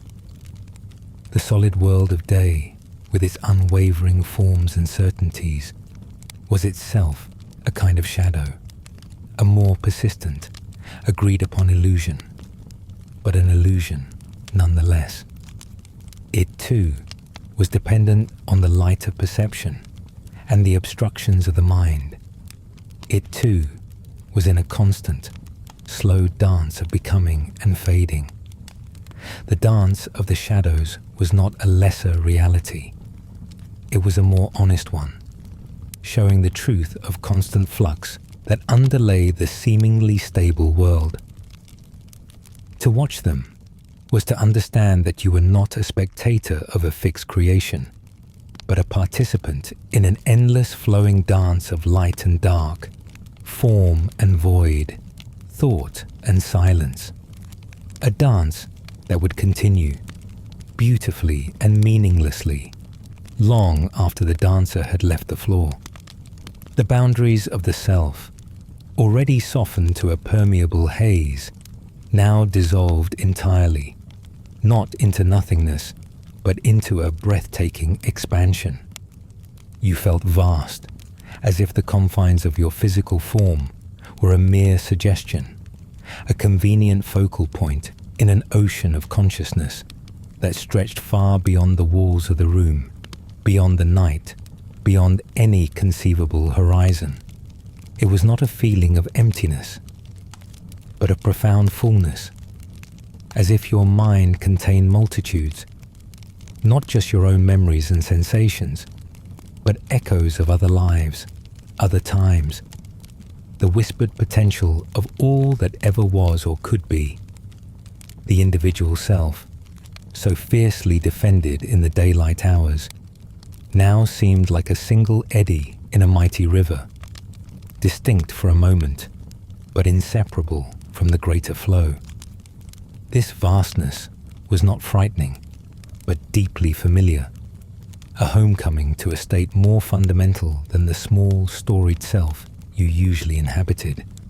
The mind, which had worked so diligently to create the illusion of a single, continuous identity, now revealed its true nature, not as a solitary monarch ruling a bounded kingdom, but as a window opening onto infinity. Thoughts arose not as your personal possessions, but as clouds passing through the open sky of awareness, each one born from the confluence of a universe of causes and conditions, each one destined to change and fade. You were not the thinker of the thoughts, but the space in which they appeared, the silent, vast witness to the endless, shimmering parade of phenomena. And in this expansive silence, a final, gentle question bloomed. What if the brain's most profound and necessary illusion was not the world it constructed, but the very sense of a small, separate self experiencing that world? What if the feeling of being a single, bounded entity, the I that sees, hears, and feels, was the ultimate magic trick, a brilliant sleight of hand performed to navigate the overwhelming totality of existence. The infinite was not somewhere else. It was here, within, the true nature of the consciousness that perceived the room, the night, the breath. The brain had simply learned to focus this boundless awareness into a manageable point, to tell a story of a protagonist moving through a world of objects, because the truth, that you were the world and the world was you, was too vast, too glorious, too utterly beyond the confines of story to be borne by the waking mind for long. To feel this was not to lose yourself, but to find everything. The weight of individuality lifted, replaced by a liberating lightness, a sense of being an integral note in the universe's endless song. The worries of the small self, its fears and desires, its past and future, all shrank to their proper proportion. Interesting subplots in a grander narrative, but not the story itself. The story was this: consciousness, vast and eternal, experiencing itself through the beautiful, temporary, and infinitely varied lens of a single life. And in the quiet dark, the lens cleared, and for a timeless moment, you were not just looking at the infinite, you were it, breathing, wondering, and finally, peacefully, knowing it without needing to name it at all.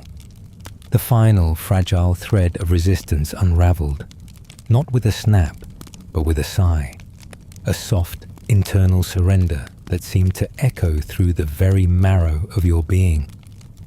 The need to define, to categorize, to pin the shimmering mystery of the night to a board of understanding, simply released its hold. It was not a decision made, but a weight let fall, a burden you had not realized you were carrying until it was gone. The questions that had spun like restless moths in the mind's lantern. What is real? What is dream? Who am I? Did not find answers. They lost their urgency, their sharp edges blunted by a profound and gentle indifference. They became mere patterns in the tapestry, not problems to be solved. You sank deeper into the bed, not just physically, but consciously, allowing the mind's tender fabrication to hold you without the slightest struggle. The pressure of the mattress, the warmth of the covers, the faint scent of night.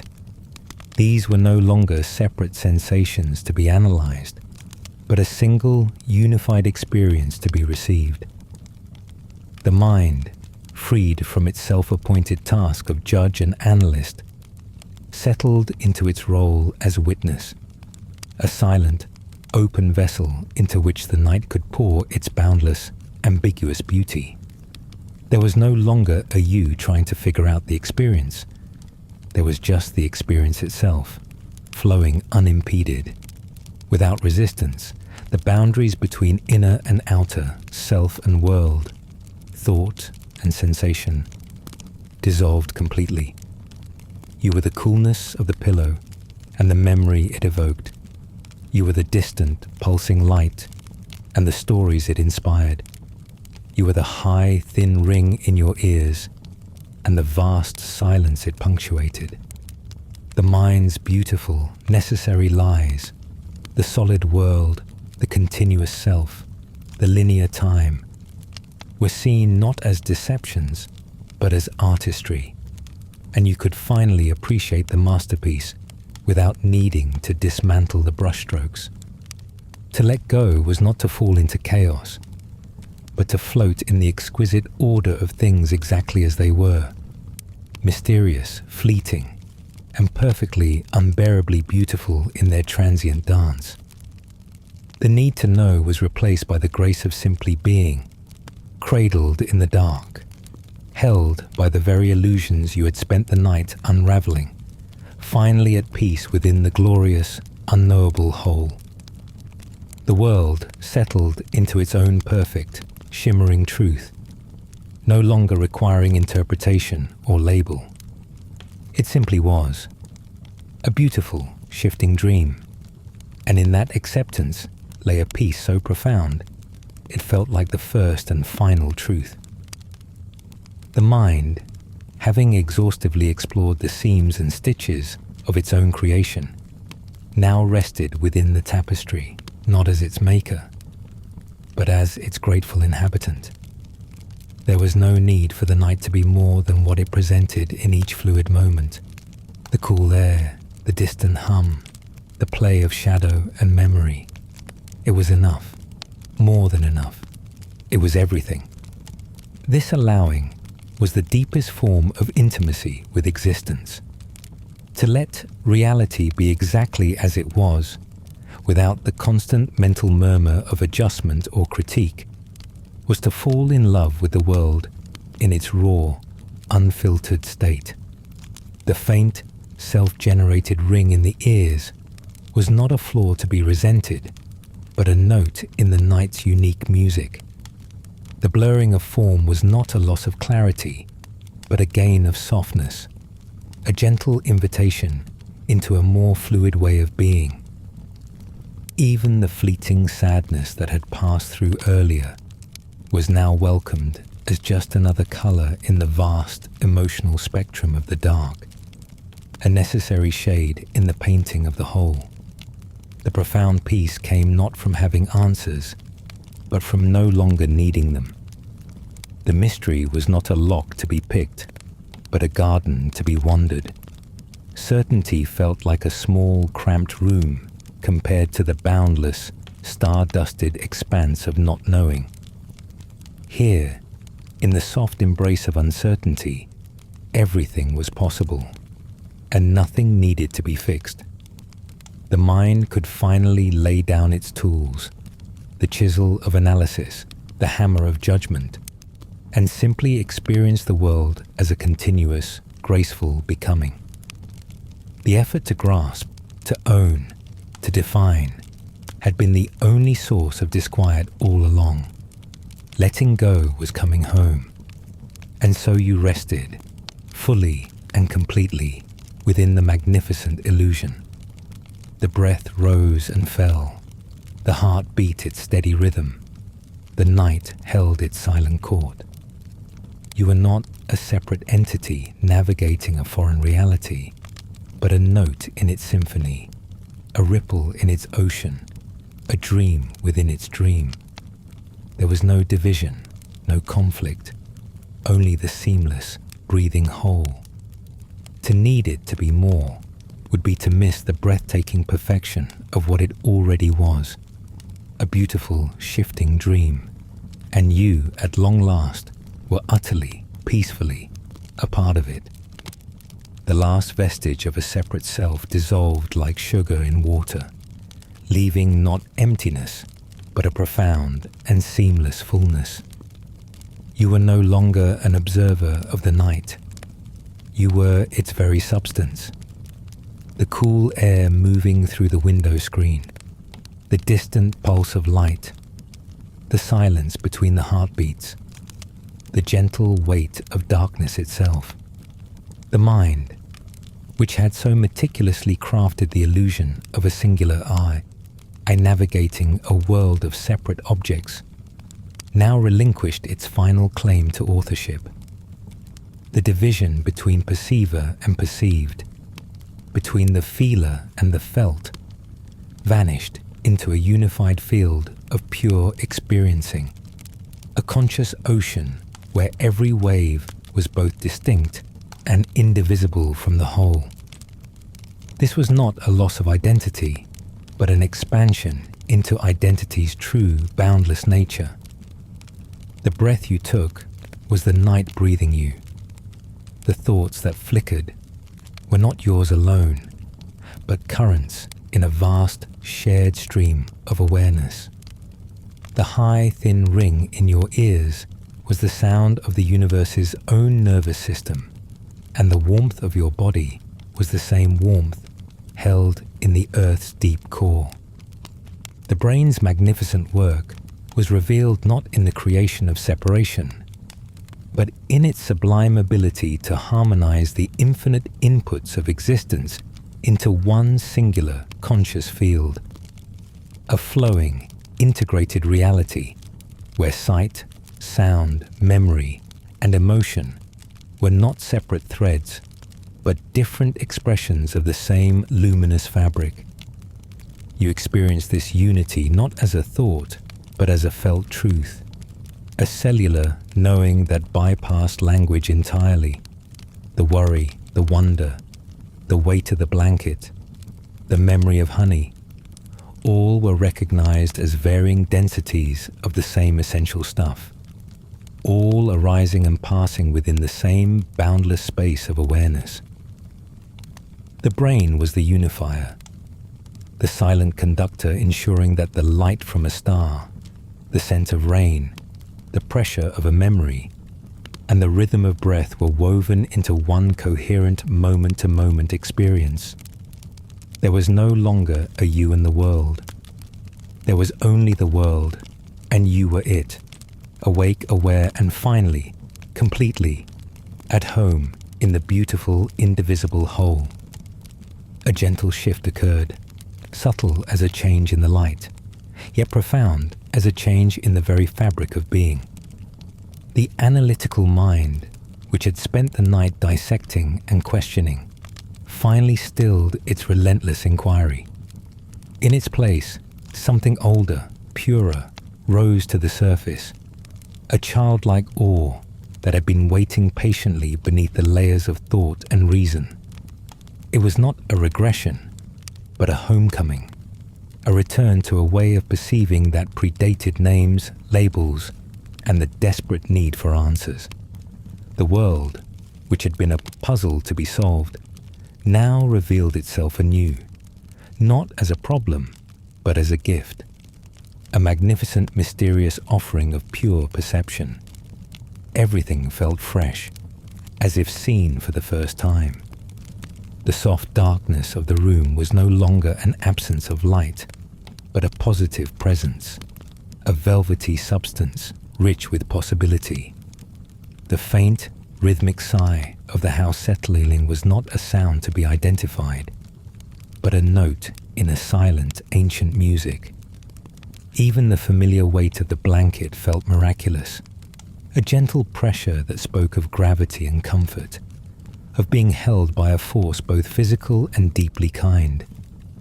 The mind ceased its interpreting and simply received, allowing each sensation to arrive unedited, unjudged, in its full, mysterious glory. This was perception stripped of utility, freed from the burden of meaning. The world was not a text to be read, but a symphony to be felt. The flicker of light beyond the window was no longer a question of star or lamp. It was a dance of photons, a silent signal in the vast dark, beautiful, precisely because its origin was unknown. The scent of rain on the night air was not a weather report, but a complex poem of earth and water, evoking feelings too deep for words. The boundaries between the senses blurred into a single, wondrous experience, a tasting of the dark, a hearing of the warmth, a seeing of the silence. Wonder was not a state of confusion, but one of deep, peaceful engagement. It was the recognition that the true magic lay not in understanding the mechanisms behind the curtain, but in surrendering to the breathtaking show itself.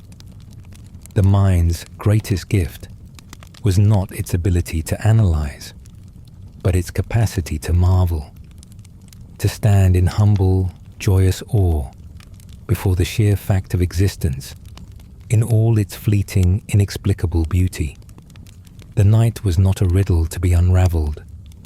It was a mystery to be lived, a gift of perception to be received with an open heart, moment by moment, miraculous moment, forever new, forever mysterious, forever enough.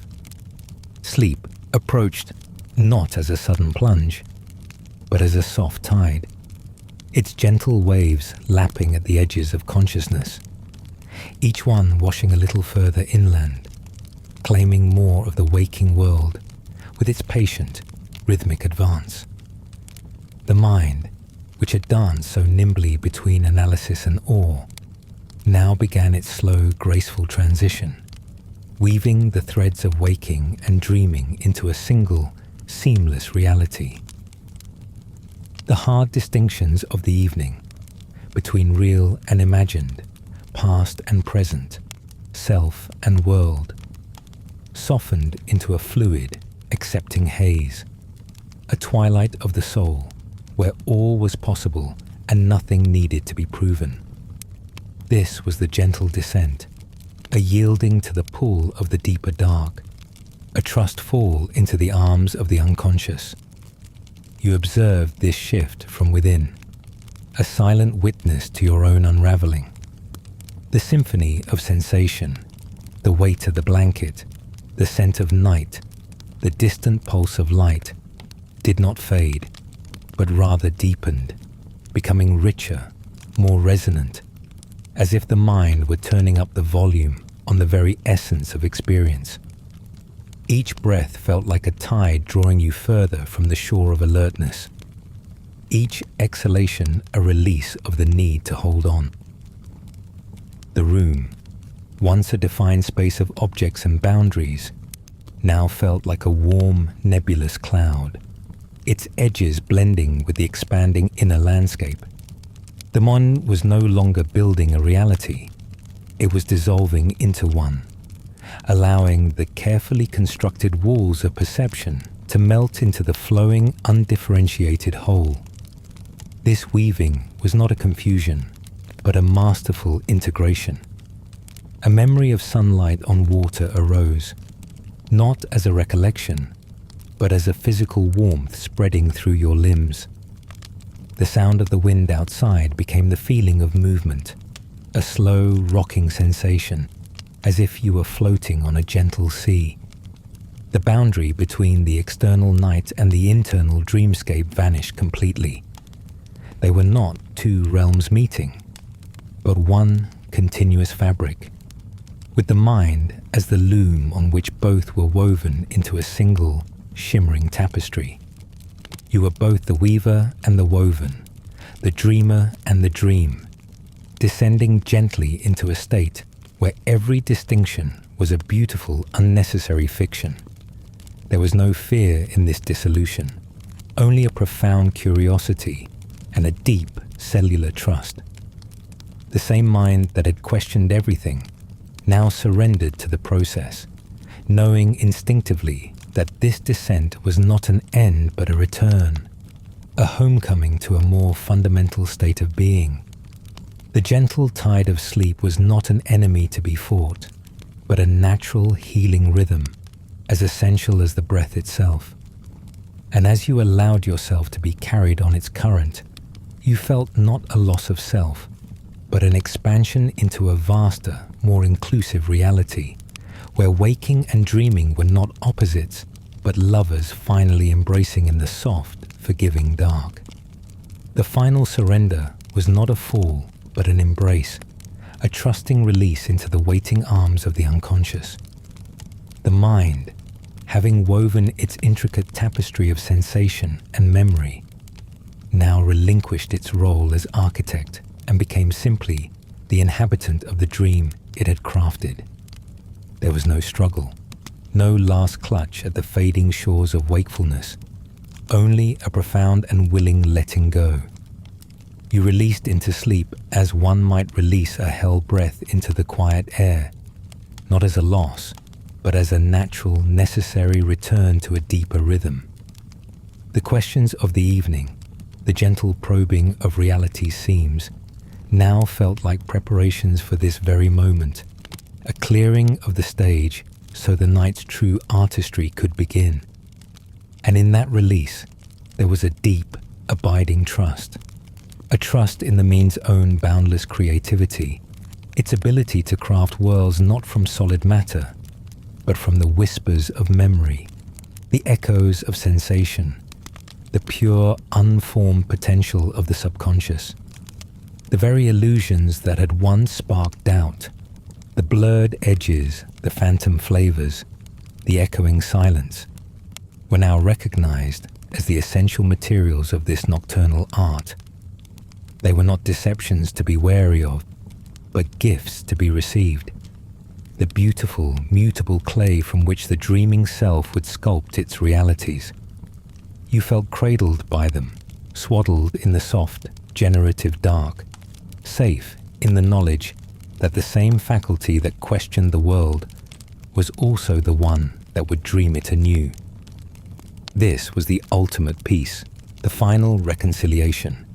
The mind did not need to be certain. It only needed to create. And in sleep, it was free to do so, without the constraints of external validation, without the need to build a world that others could share.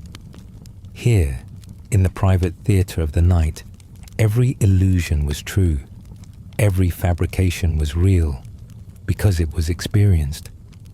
The gentle descent was a journey into the heart of this creative trust, a surrender not to oblivion, but to the mind's own tender, magnificent artistry, held by the very notions that had once seemed so fragile. You drifted beyond the last vestiges of thought, into the boundless, welcoming dream, full of faith and wonder. The descent was complete, a seamless merging into the boundless dark, where the last distinctions between waking and sleeping, self and world, dissolved into a single, flowing consciousness. In this state, a final, gentle knowing arose, not as a thought, but as a felt truth that permeated every atom of being.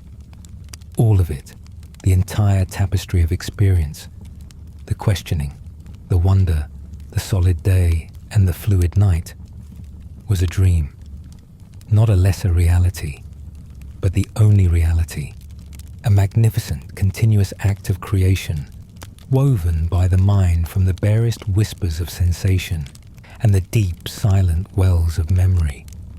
The waking world was a dream built from shared sensory agreement. The sleeping world, a dream built from private, symbolic truth.